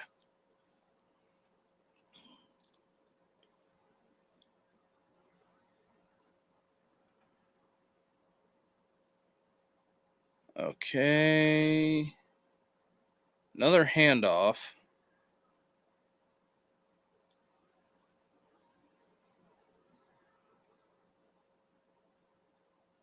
All right. Rocco Beck today. He's 3 for 3 on this drive, 4 of 14 on other drives. Or he was 3 for, he's 4 of 14 on the other 8 drives for 40 yards. First drive, he threw for 48 yards and 3 for 3. So that's where we're at with Rocco Beck. And evading. Get the first down, slides down, third down. Probably 3rd and 4, I'm going to say. And I don't think he slid. I think he probably that's the best hat you own, Dukes. Number 11 popping in there. He should be at work. Guy should be working. We're 7-7. Hopefully number 11, when you were asking me earlier, you got in on the under at when it was around 50, because the over under right now is hovering around 30 points, so it's dropped 20 points from the kickoff.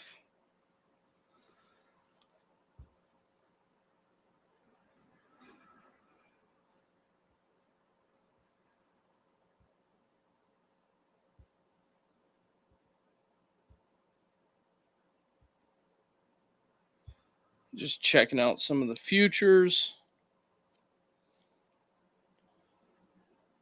The Nick Saban commercial. What do we have for the next big play? Stop or turnover?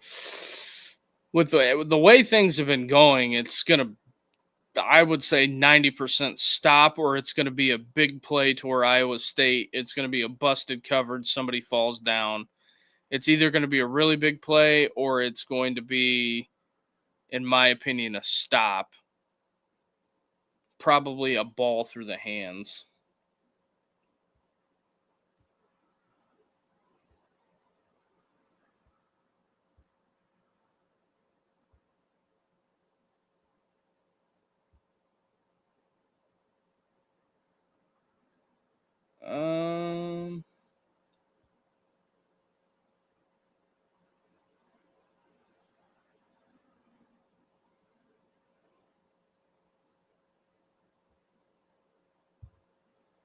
Just checking the old Twitterverse here.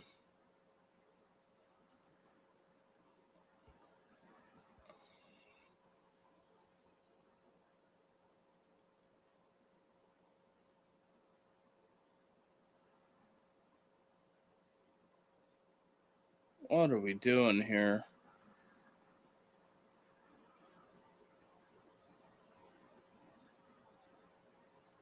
Hype man with a stick. Wow.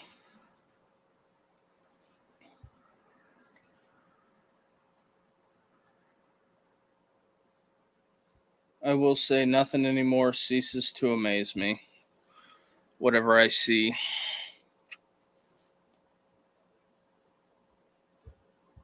The Twitter is the colon of the internet. That is a fact.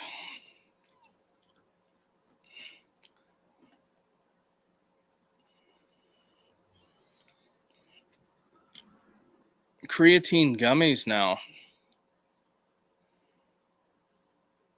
Huh.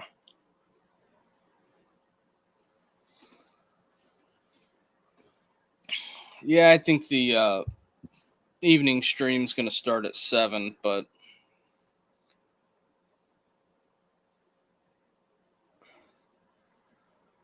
I did take the under at 51. We need some more charisma out of you.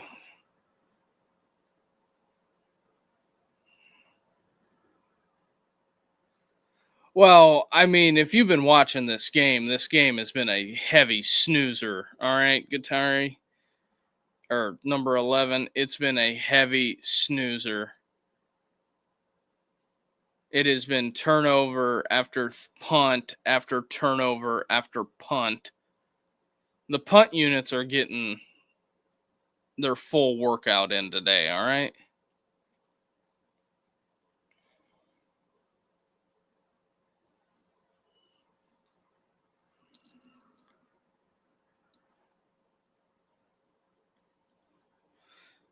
And make sure you tell the folks that who told you to take the under and it was a smashing success. Although there's 4 minutes left, he's short by a half yard.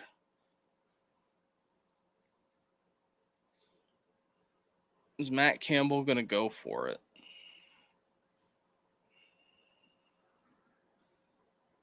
Looking at the sideline, looking at the armbands, they're going. Iowa State is 101. Kansas State is 1 of 3 on the day. 4th and 1. I will say if you don't get this 4th and 1, you don't deserve to win the game. I think this is going to be a pass. No. Rocco Beck option. Wow.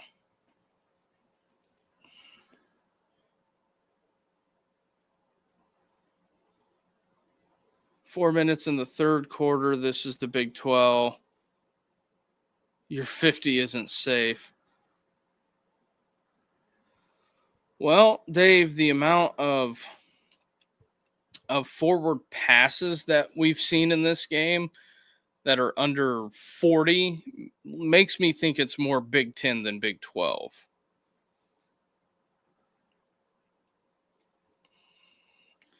Iowa State getting a little motion.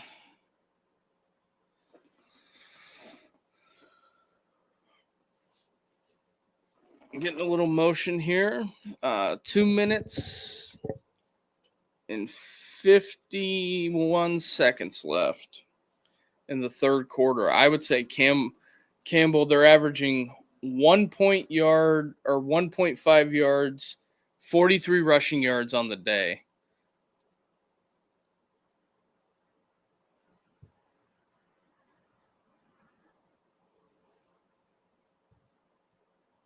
There's a pretty decent run. Iowa State keeping it on the ground.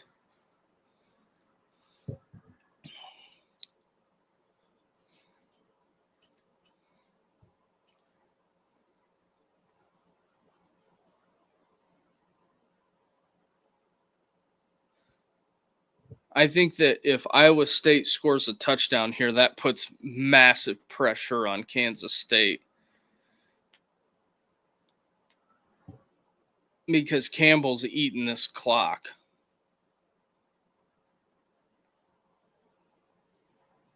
I don't know what that was supposed to be, but somehow it was a direct snap to the running back. That might have been a miscommunication.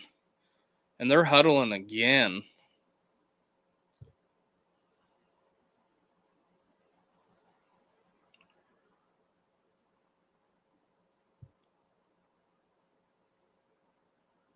Yeah, Matt Campbell is banking on scoring a touchdown here because he's going to eat this. He's going to eat up as much time as he can. Rocco Beck slings it. That was caught, but they called him out of bounds. That'd have been a hell of a catch, by the way.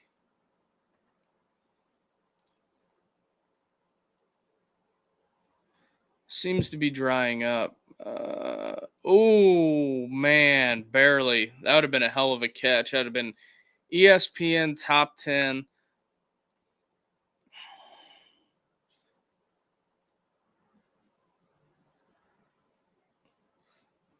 But yeah, I find this. For some reason, this field in Ireland just sops up water. It's got to be something with the drainage. Touchdown Iowa State. Is it good? Do we have? Yes, we have a touchdown Iowa State. Rocco Beck throws a dart, 24-yard touchdown pass. What a catch.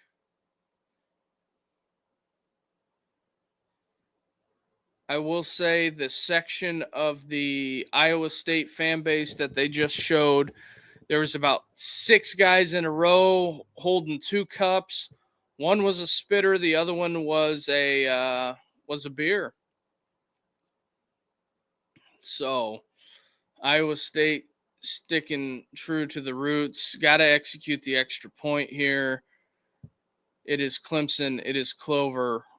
We have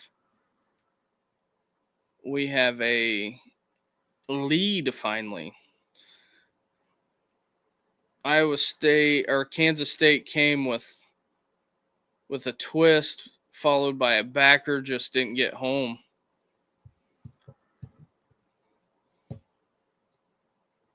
I wonder how good this route is if he just snaps this DB off. Da-da-da-da-da. Yep, snapped him. That's a hell of a catch. Hell of a catch, hell of a throw. Rocco Becht, man. DB didn't even have a chance.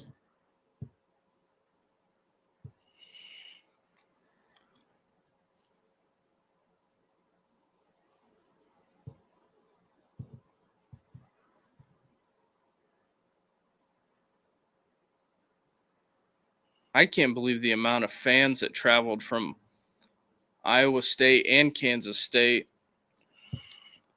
There are programs that get they should give him half credit for that. Dave, just the glass is full of haterade today, huh, Dave?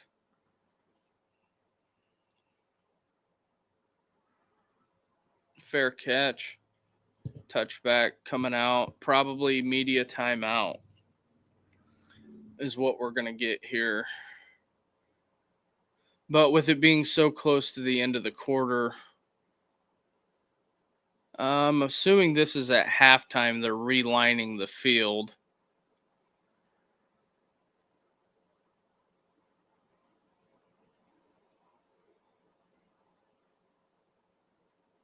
Well, you can't even see the paint on the field anymore, hardly.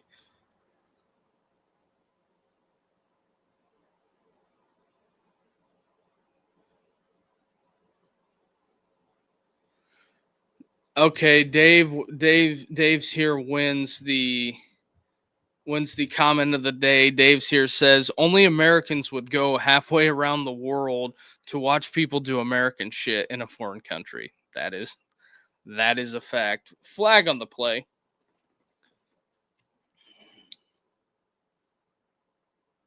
Holding Kansas State. Yeah, that's not what you want to. That's not a drive starter. And I'll just tell you this much. They give the ball back to Campbell. He is going to sit on it. I'm not joking. He's not going to be. Yep, right there.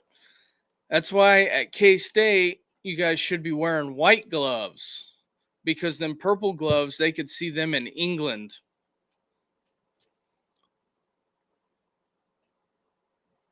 Oh, Avery with the connects. Pass over the middle, 32 seconds left in the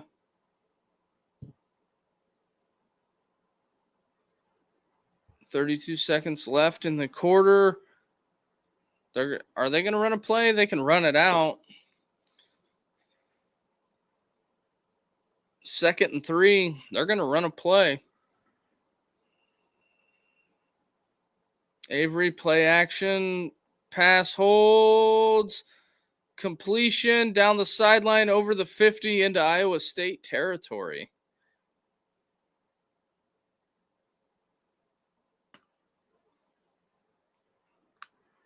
That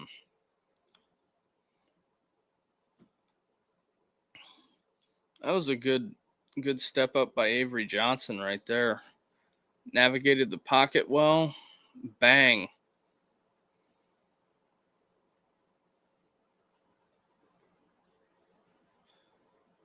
End of quarter, TV timeout. Yay, TV timeout.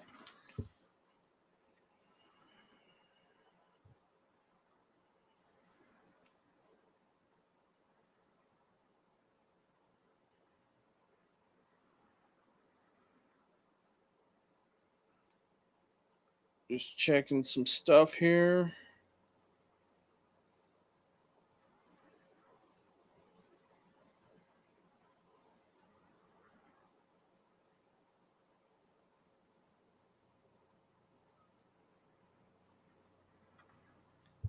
Just checking the old internal temp. Dave, we got pork shoulder on the got a pork shoulder on the Traeger this afternoon.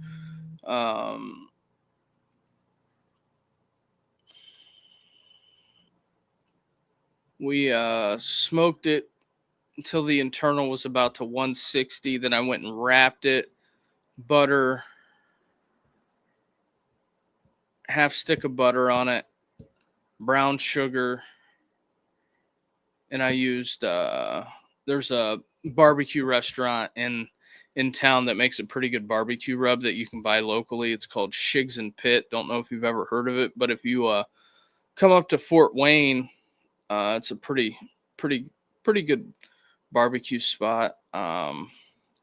Used Shigs and Pit rub, used Meat Church's These Nuts, and some Danny Boy's spicy seasoning on there as well. So it should have a little bit of a kick to it. Mustard binder, if you're wondering.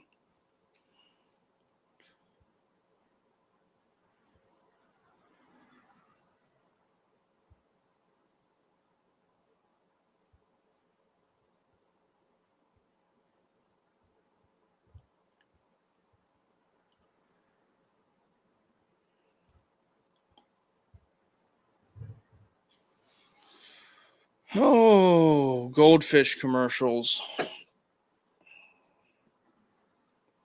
Like they say, it's a global economy.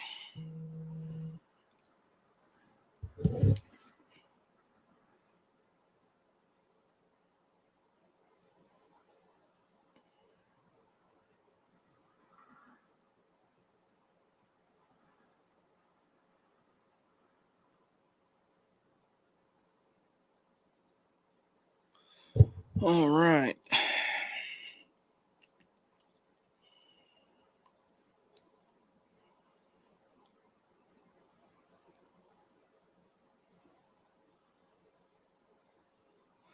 LSU or Clemson? I'm rolling Clemson. I think Clemson's better up front.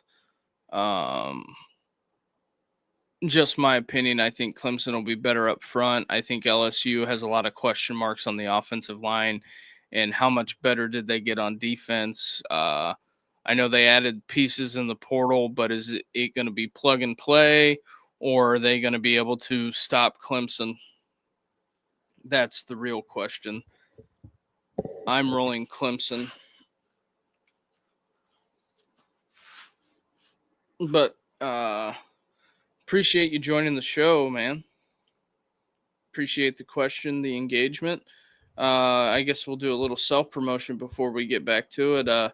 If you're new and like this content, hit that like and subscribe button and help us grow this thing.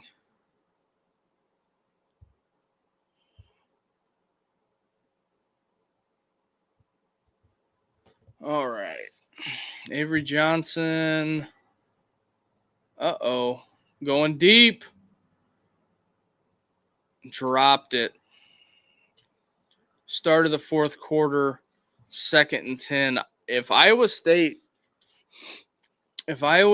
holds them because they're out of field goal range, if they can get a stop, I think Kleinman goes for it. That is bad news for Kansas State going forward.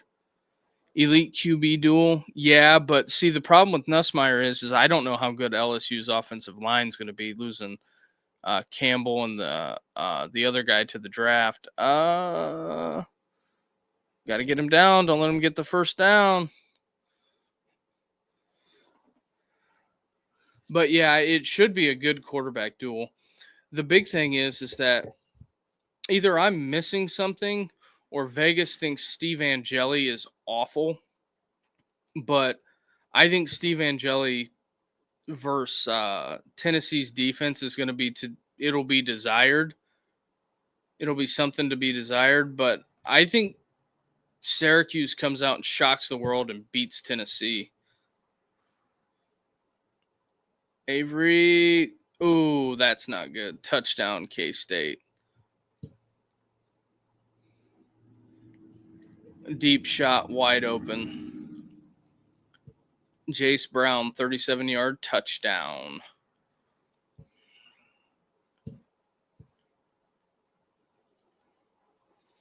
I'm sure Matt Campbell's flipping the channel to say, what happened?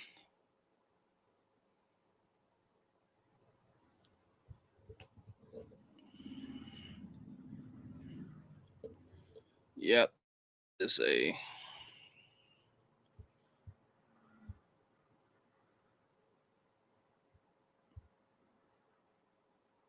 all right, picked up a subscriber. 352. We're getting there, almost to 500. What was I saying about that 50? We'll see. I think it's going to be a sweat, but I almost think both coaches will run the clock out and try not to put the ball in harm's way. TV timeout. It's heating up now. Yeah, you're right, man.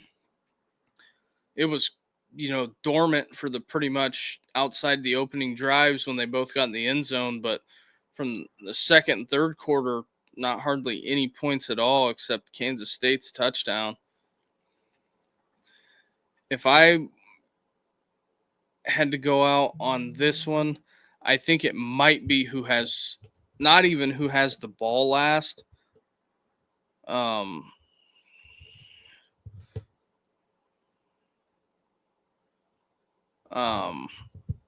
I think whoever turns it over next loses. Whether it's Kansas State or Iowa State, whoever turns the ball over next, they're going to lose.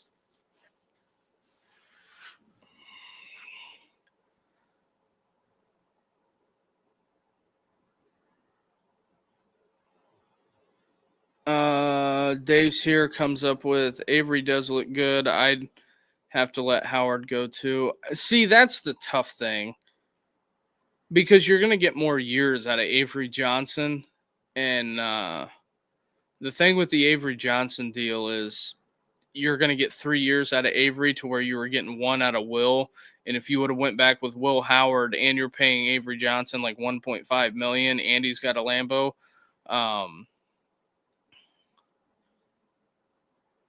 it makes it tough because you run the risk of Avery hitting the portal. And then FSU or Bama, FSU makes an insane comeback this season. I don't see it. I'm out on Mike Norvell after last year, after he threw all of his assistants under the bus at the end of the year. I'm going to have to here's a good question. What's the bigger upset? Tennessee losing to Syracuse, because the lines are pretty much the same. Tennessee losing on a neutral site to Syracuse, or Bama goes into FSU and FSU covers. Because here's the thing, if FSU covers the spread and they lose by a touchdown, everybody's going to automatically assume Florida State's back. That is where it runs the risk. I also took LSU's win total under this year, 8.5. Took the under on that. Because I think they could be leaving Oxford, Mississippi with 3 losses in the season over, and then they're on desperate quit watch for the rest of the year.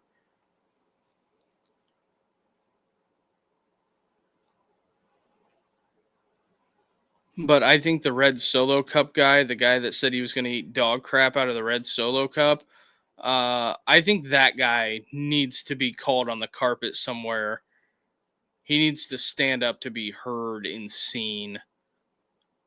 Whatever that Knowles 101 or whatever his name is, that guy needs to be seen. Unlike the Kansas State dude, the St. Bill Snyder guy,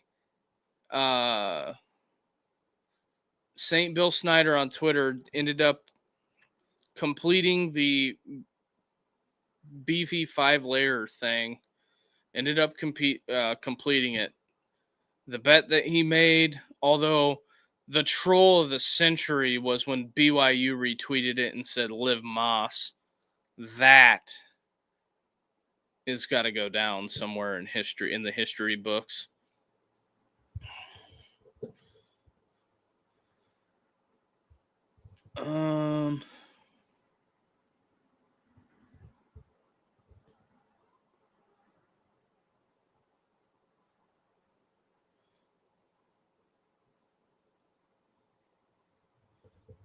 All right. Iowa State completion. So we'll see. Can't wait to see the young QB starting with Texas and Ohio State. Yeah, I think that quarterback duel is going to be a very interesting one.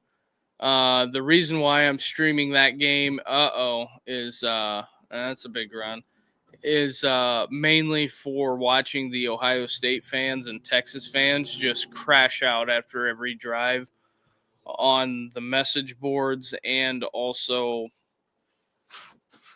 checking them out and seeing how they are going to react. It's going to be a lot of it on both sides. It's going to be a lot of fire everybody after every drive. I'm just telling you, that's what it's going to be. Can Rocco string together the go-ahead TD?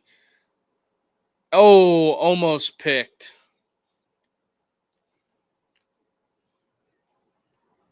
Just under 13 minutes left in this one.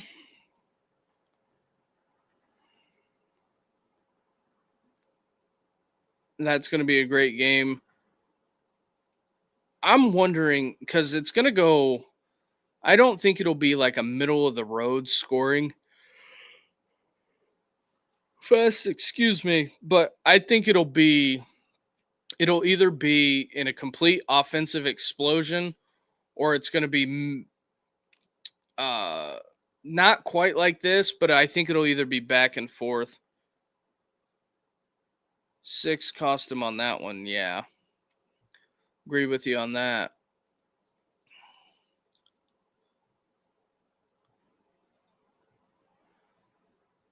Although Iowa State is moving people in the run game now.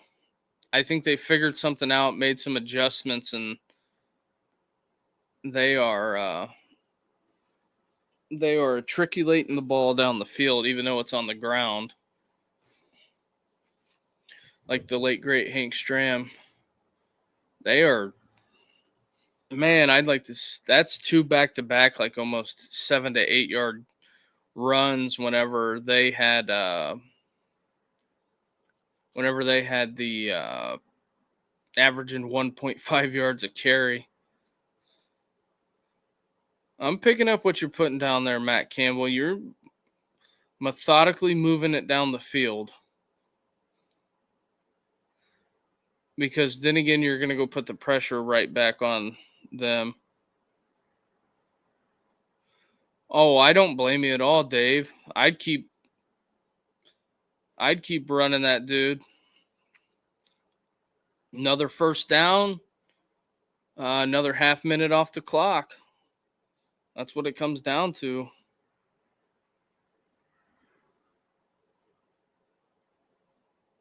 Because for every time you run it and you're averaging over 5 yards a carry, you can take some serious time off the clock.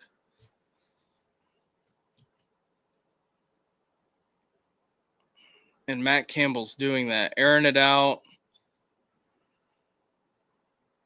Throws it away.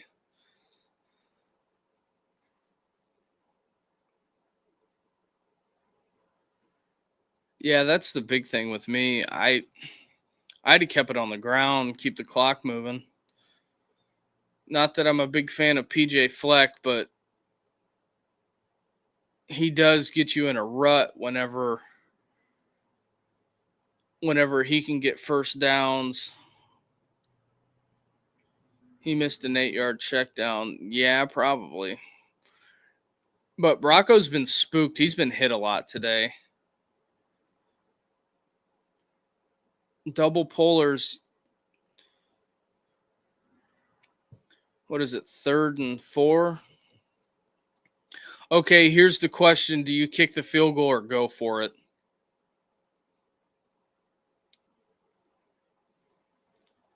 3rd and 5. Do you kick the field goal or go for it? That is the question of the pretty much going to be the question of the day.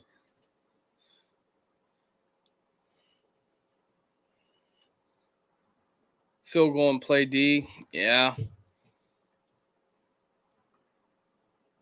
Off the hands, got to kick it.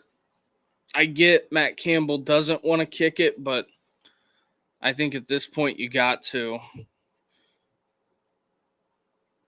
Here's another thing. Are we going to see opening weekend games in Ireland go to overtime?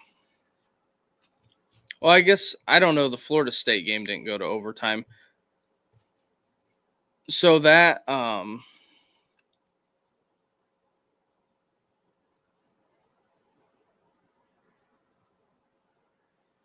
yeah, I agree with you on that one too. The grass surface here has not been the greatest. They got to figure something out with the drainage with as much as it's raining or as much as it rained.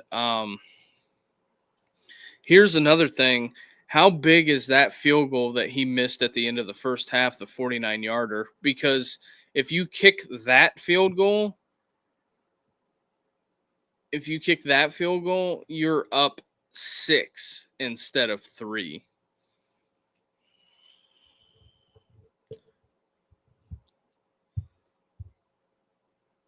Also some food for thought on that one.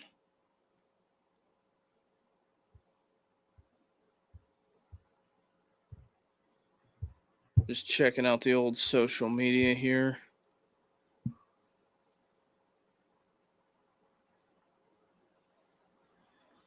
Can Underwood take Michigan to the playoffs as a freshman? Michigan has a very favorable schedule. Their biggest. He looked like he was expecting a change. I got a fastball, the QB, like. Yeah, I get you on that. About the Underwood question, can Underwood take Michigan to the playoffs as a freshman? I think ask me that question after the Oklahoma game. That is because depending on what Michigan looks like down there in Oklahoma, if he goes down there and wins as a freshman, I don't see where they would lose again the rest of the year.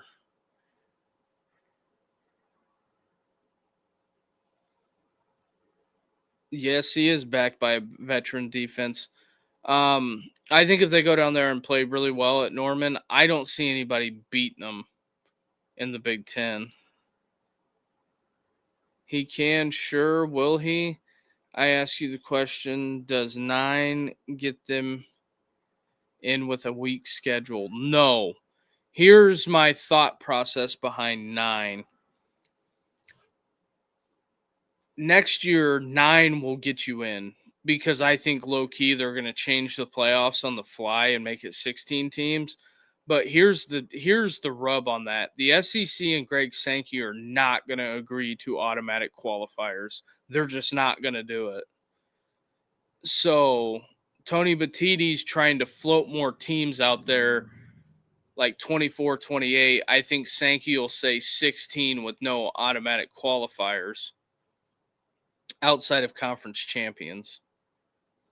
That's where I think it'll go there.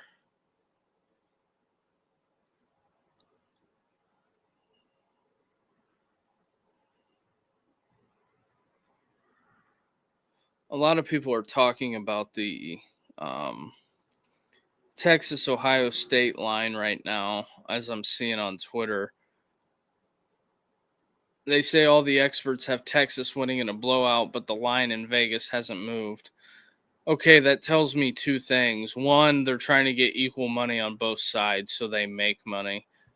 Kansas State takes the kickoff back, so that is just my thing with being a bit of the gambler I am.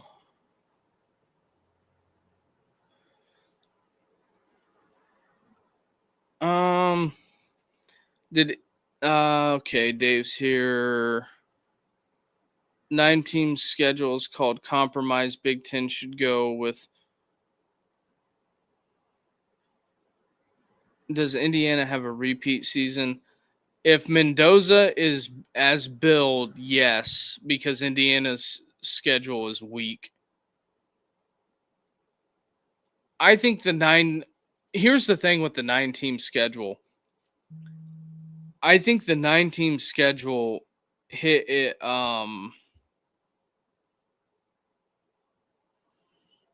its ceiling whenever Disney and ESPN said they're going to give them $8 to $10 million to play another conference game, because the broadcast partners, I feel, in my opinion, how is that not a hold? But okay. Yeah, that's coming back. That was a hold on. It was either the tight end or the left tackle. There's no way it wasn't.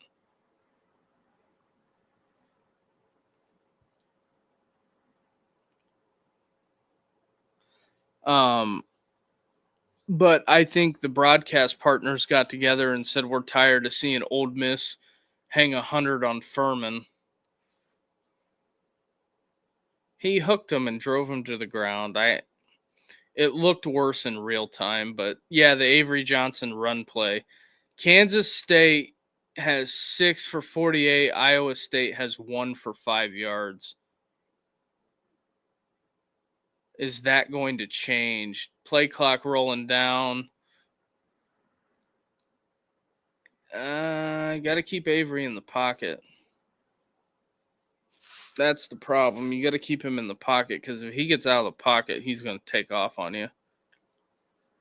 Dave, are you disagreeing that Indiana's not going to have a good season? I think they'll win 9 games.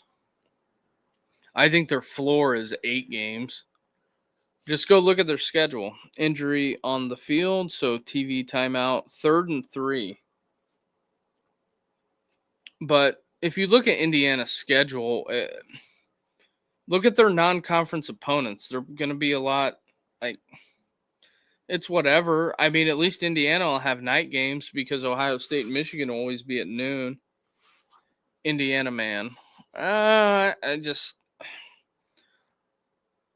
Because see, I did this last year when Indiana was like 4-0, and I'm like, okay, who have they played? They played their 3 non-cons and they beat Northwestern when they ended up 4-0. And I'm like, okay, well, when Nebraska comes to town, they're going to go back to reality. Well, they go out there and take Nebraska to the woodshed, and then they absolutely demolish Nebraska and beat Washington.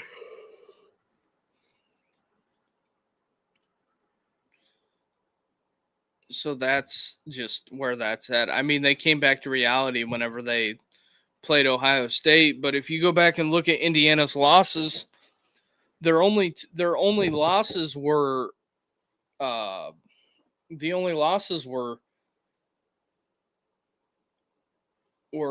Notre Dame and Ohio State, and they both played for the Natties. So I don't know.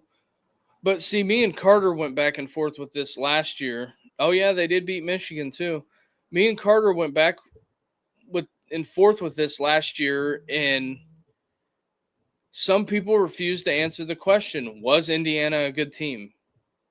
I say yes, they made the college football playoff. They won 10 games. They're in the Big Ten. Now, do I think that I'd sure like to play that game again? Yeah, I mean, but also you got to remember Sharon Moore had a quarterback that couldn't throw it. In Indiana and Curtis Rourke, although Rourke had a torn ACL for the most of the year, so and had injuries and all kinds of interesting things going on there, but I think when college football gets serious about accepting gambling dollars as sponsors,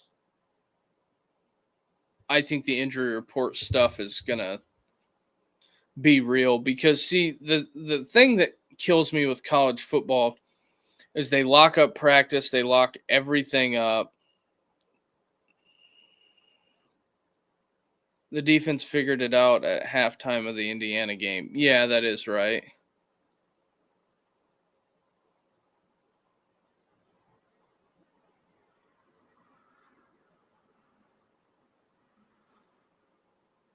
Uh-oh, Matt Canada's I don't know what the Big 12's injury thing's going to be, but that's not good when your D-line's pointing the guy. Oh, no. Fourth down, what do you do? 8:58, you got 3 timeouts. Iowa State's got 1. Are we punting here?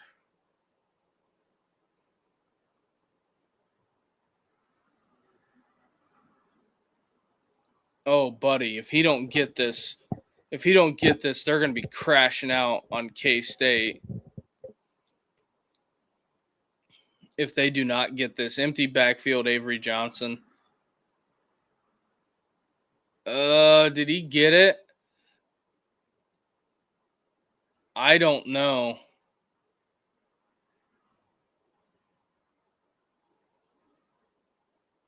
I don't know if he got it. That looks short. Oh, no, he didn't get it. Short as JT, yeah. I think they're going to measure. I had to punted it. You had time. You turned the ball over and you're into the field.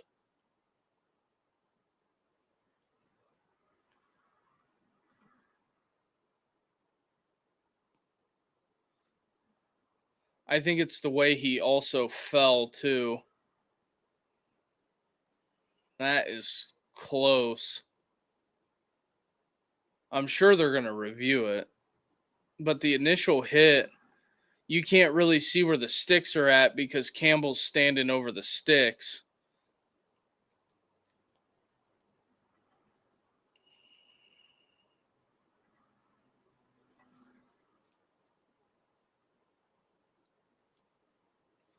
Well, see, I get what you're saying there, Dave, but you don't want to gift wrap Iowa State the ball at your 35. That's what I'm saying. If you punt it to them, they got to drive the length of the field. You flip the field, and you've already sacked Rocco Beck 4 times today. Ruling on the field, short of the line to gain. But see, what I'm saying is that if you flip the field in order for Iowa State to have anything, I don't think there's definitive evidence for them to overturn it. But what I'm saying is that if you flip the field, they have to get at least 2 first downs to pin you back. Even if they get it at the 30.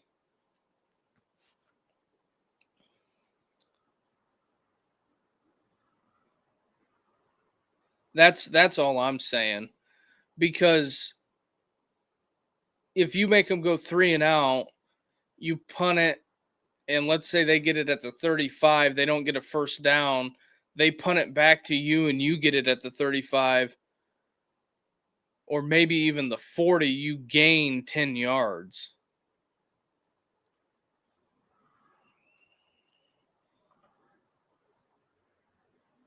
That's a bad rule with a hurt player. Yeah, because his teammates were telling him to go down. I'm really shocked that they didn't throw a targeting flag on this because this guy clips him with the crown of his helmet. But Avery is ducking, though.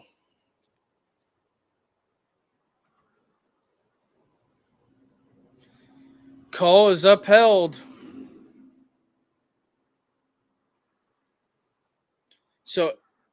So 8 minutes to go. They got it on about your 30. So essentially, Matt Campbell is going to just eat the clock.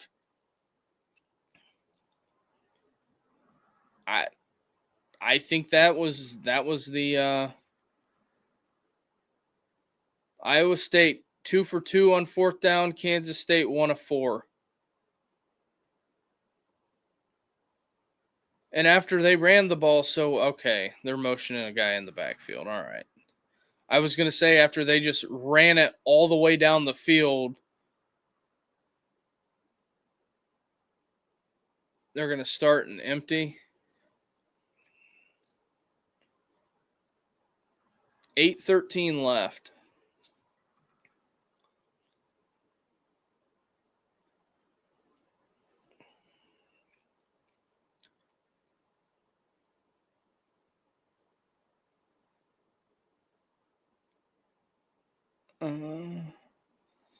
Under 8 minutes. Matt Campbell should be using the full extent of this play clock, like huddle. No.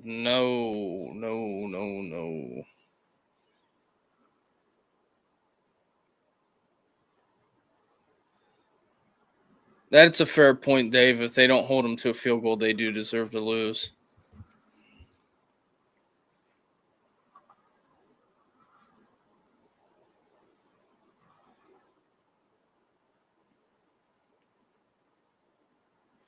Yeah, it's yeah, this is not looking good.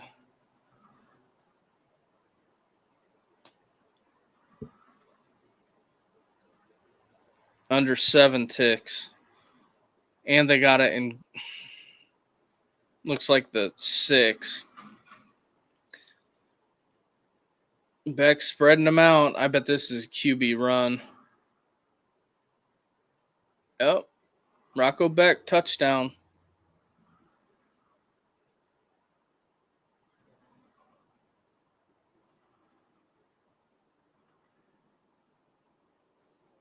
As soon as they spread them out, it was 5 hats on 5 hats there. I mean, what else are you going to do?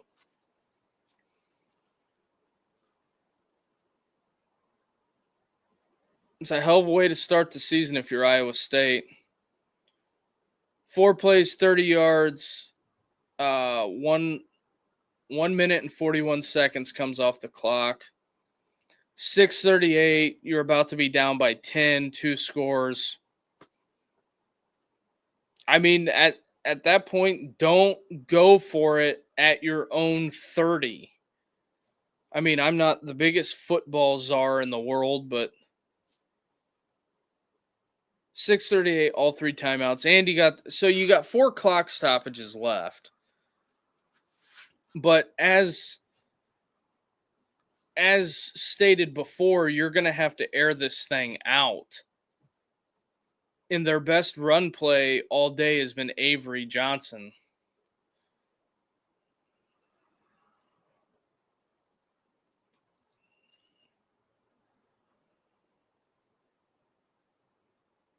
So the Beck family high-fiving. So they got 4 clock stoppages. How does Kleinman? How does he manage this clock?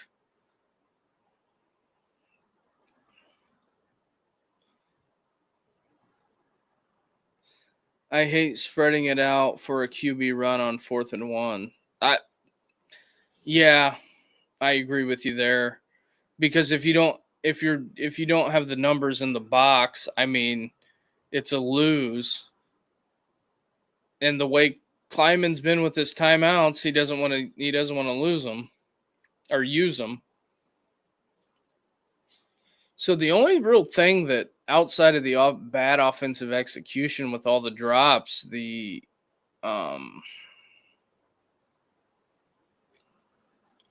big thing is Iowa State's really they haven't left too many points on the field. Kansas State it's just unnerving. Oh no! Kansas State answers right back.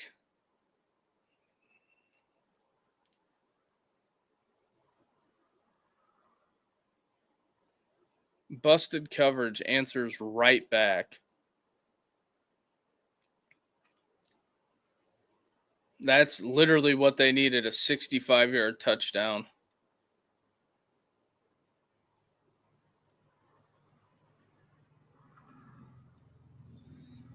$44, I get it, Dave.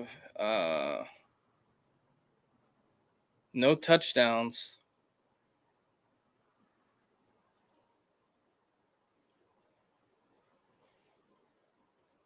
$45. 6:13. 4 clock stoppages.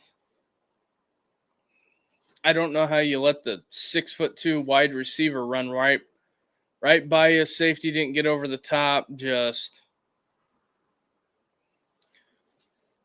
here's the big thing.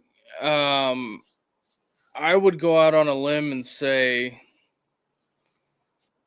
Iowa State needs 3 first downs, and it's over.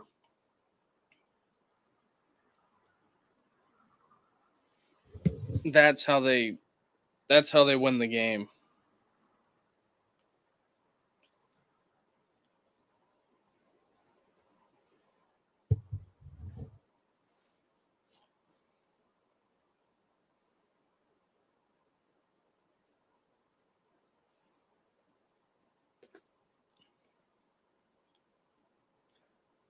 They're rocking in Manhattan.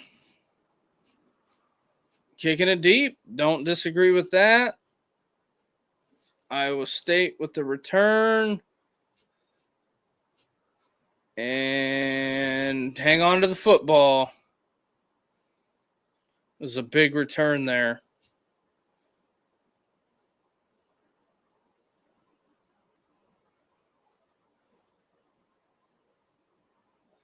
I think that ESPN has struck gold in this week 0 noon hour. The next thing is that they're gonna have to get somebody that is going to be willing to play a real opponent in the 3:30 and 7:30 window.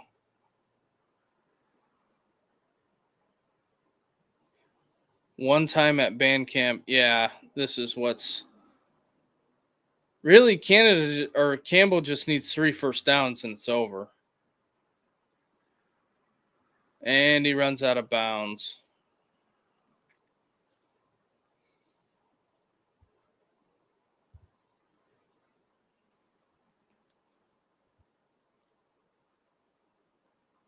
I am almost on the side of, well, clock is running because he went backwards out of bounds. So I just don't know why they're not eating more clock here.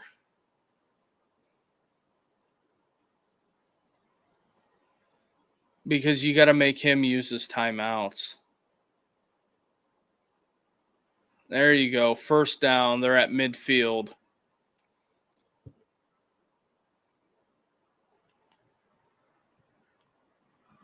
Still no timeout. Interesting. Or is he going to wait till the 2-minute warning or 2-minute timeout to start burning them? At that point, it's too late. I think if you get a negative play on this one, I don't think Matt Campbell's going to. If I was him, I wouldn't throw it the rest of the game. You don't need to.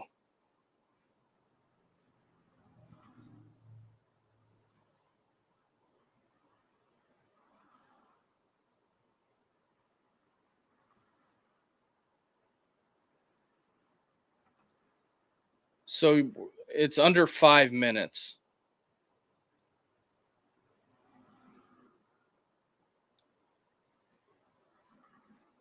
And kind of the way the Iowa State defense is looked on that one play, I don't know how you can't let them back on the field.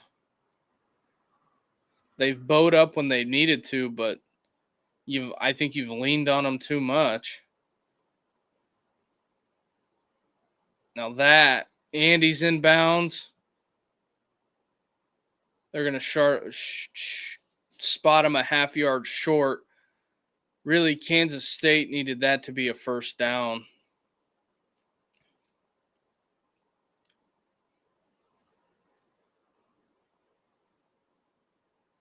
Because he's going to take another 20 some odd seconds off. Now, Kansas State, if they get a first down here, do you burn a timeout?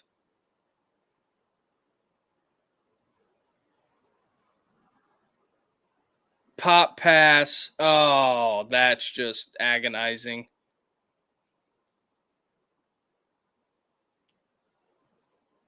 And he's not. Why is he not using a timeout?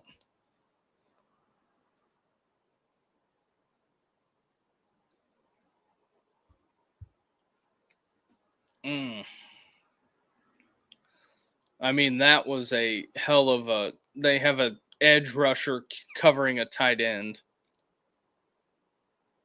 I need the TD here.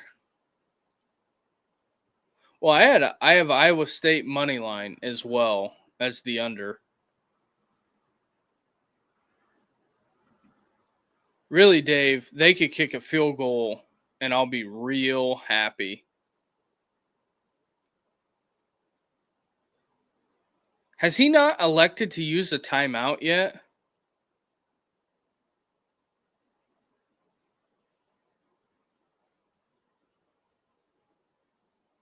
Well, why the hell would you call a timeout now when they're already in the red zone? I hate being that cynical second guesser guy, but it's like, dude, like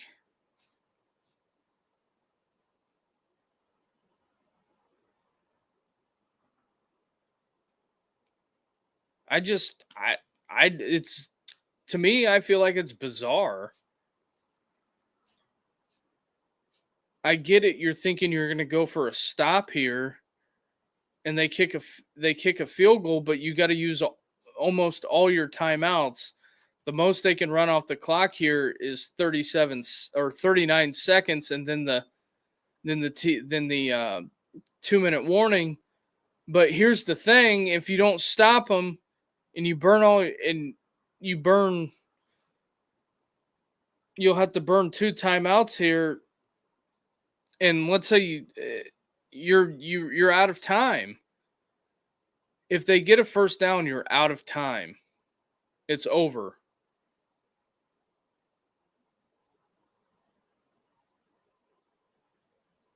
So I'm assuming you're going to call timeout here.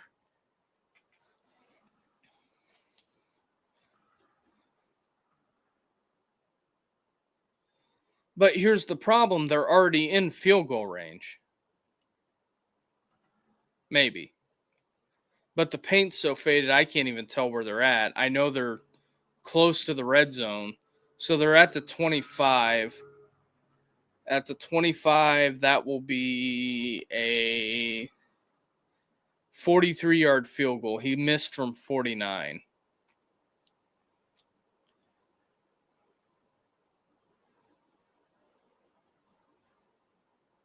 So if you're Matt Campbell here,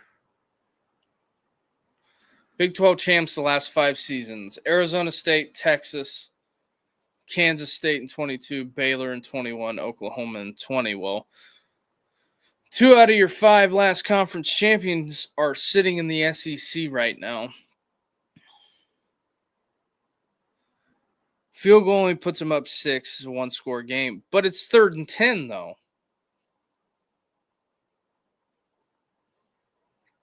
That's the problem.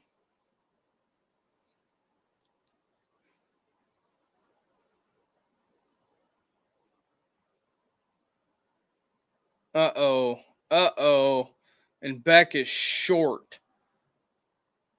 So he's at the 16-yard line. I'm assuming he's using his last timeout. So you have no timeouts and you have 1 clock stoppage left. 4th and 3. Now the ball is in Matt Campbell's court.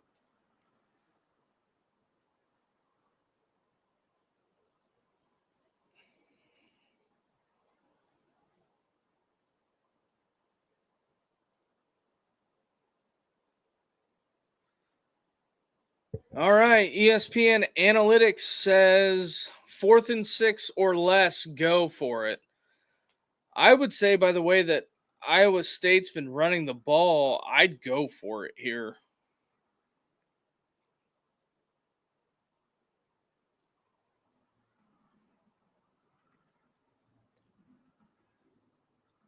That's what I think they're going to go for it.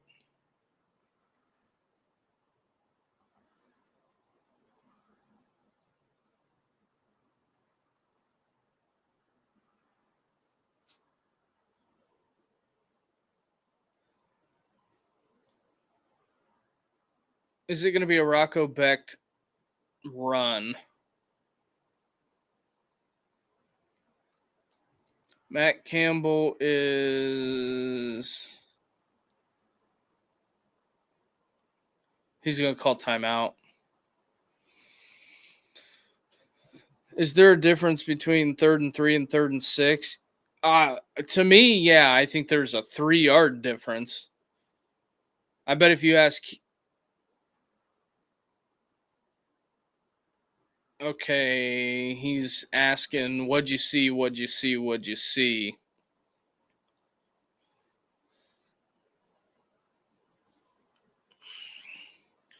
Three and 6 points, yeah.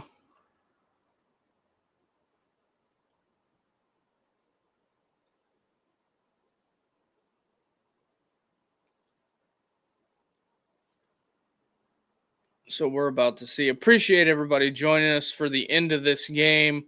If you're watching on X, come on over to YouTube and hit that like and subscribe button. We'll be back tonight. I think it's 7:00.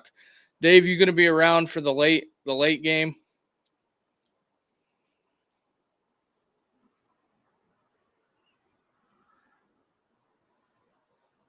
It brings the tie in. Breaking news, ace Zach Wheeler, for all you baseball fans, out for the season. Probably I have no life. Well, I guess welcome to the club.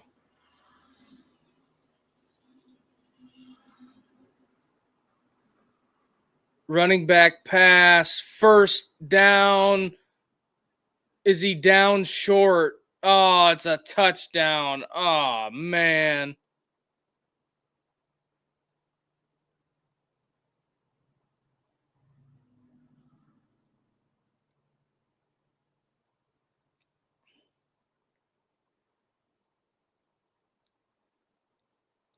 Unless they called him down. Go for 2.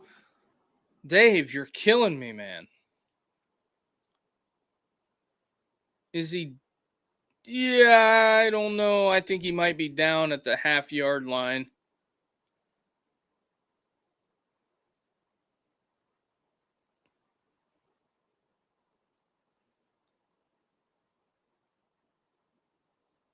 That's close. I think they're going to give him the touchdown.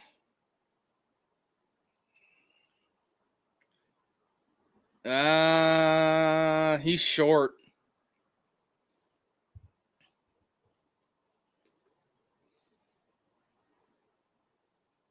I'm back to ask publicly for my 50 I just lost on your under bet on this game. It's at what'd you get? What'd you have? 51 and a half?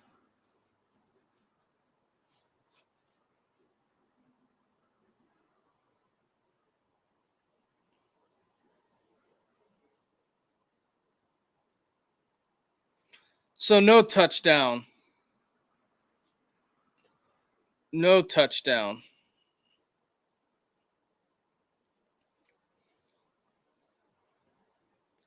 So we're going to run one play and go to the 2-minute timeout.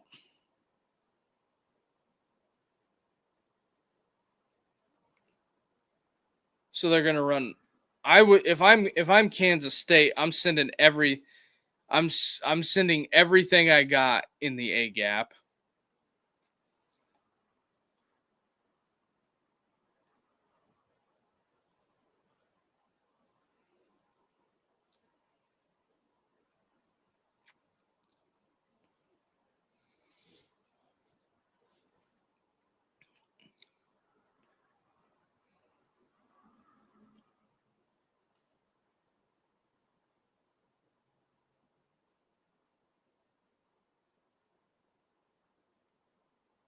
Um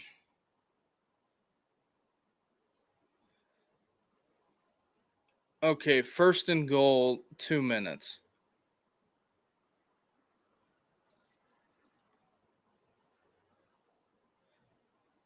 Hit the Uno reverse on that one, boys. Yeah.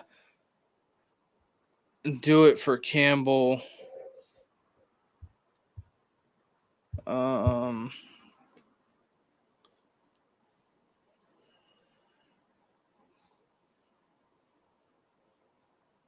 well, just checking it out.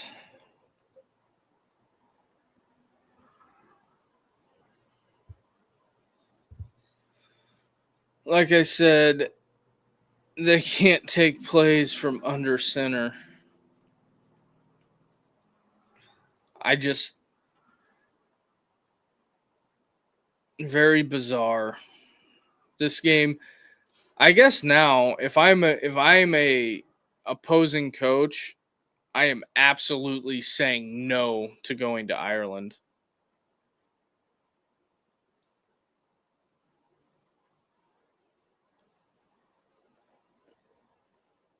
Because I believe Kansas was a 3.5 point favorite, got bet all the way down to 2.5.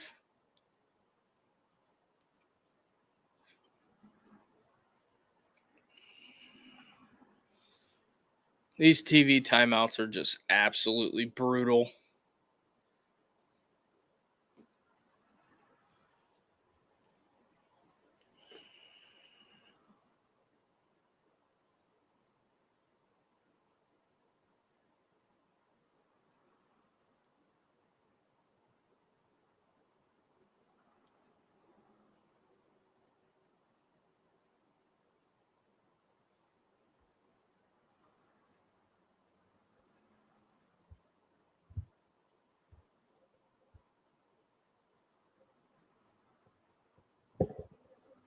Yeah, this is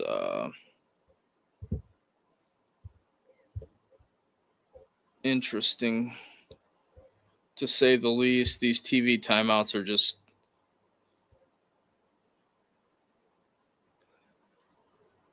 Michigan is going to Germany, but they're doing it against a MAC team, not a league team. Well, I'm just saying, I would want no part of traveling overseas, all of the above.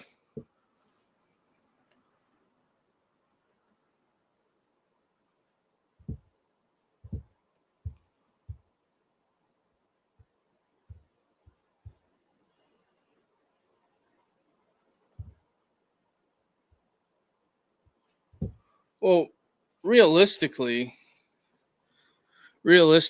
I Iowa State could take 3 knees and that's it. They can't stop the clock.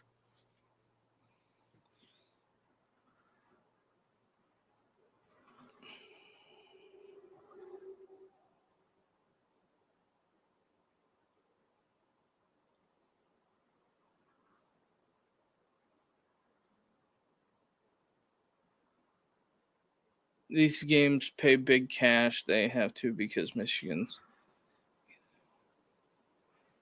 Oh yeah. Oh yeah, Michigan. That's why. That's why all the major universities have 8 home games. That was one of the points of contention with the SEC's 9-game conference schedule, was that one team is going to get screwed out of a home game every year. But I think they're going to put language into it to where it balances out.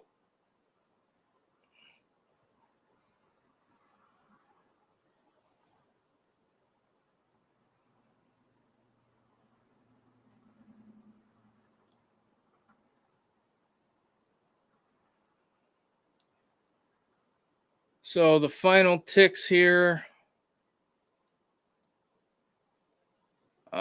They just got to let it get under 40 seconds, and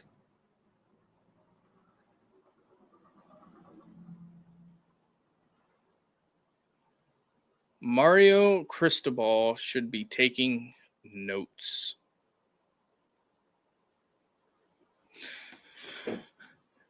And that's all she wrote, folks.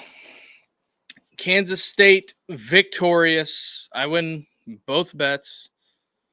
Chris Kleiman going to get drug on the internet for the better part of probably the next 2 weeks, or until he plays again, or until K-State plays again. But outside of that, I think that is that's about it on this end of it. Probably most likely we're going to be back at 7. I'm going to see if I can get all the games up to where I can watch them. At some point the fans are getting pissed about $100 a game against. Oh yeah, because if you go look at 3 of the home games, or if you go look at who was it last year? Ole Miss had like Georgia Southern, they had Furman, and then they went on the road to Wake Forest. But they just, if you look at the non-cons, they're just absolute dog water. But I think that we can wrap it here for the most part. Appreciate everybody who jumped in on the stream. I'll probably roll it for about 7 o'clock for this evening. Appreciate everybody for tuning in, joining. Hell of a game to open the year with, and we're gonna have more to come. So, with that being said, we will talk to everybody later. Hopefully, see you on later on tonight. Dave's here with a just remember this: if OSU makes the playoffs and Michigan doesn't, they will be paying Michigan's penalty. Have a nice day. That would piss off some Ohio State fans big time. But I guess we'll leave it on that note. If you're catching this stream, hit the like and subscribe button. We are on the road to 500. It's a long road to go. Looking at Rocco Beck's stat line makes me want to throw up. But outside of that, that's what it is. Iowa State, the under, cash the under, and the money line. Everybody, hopefully see you back tonight. If I don't, have a wonderful weekend, and then see you on Monday if that's when I see you.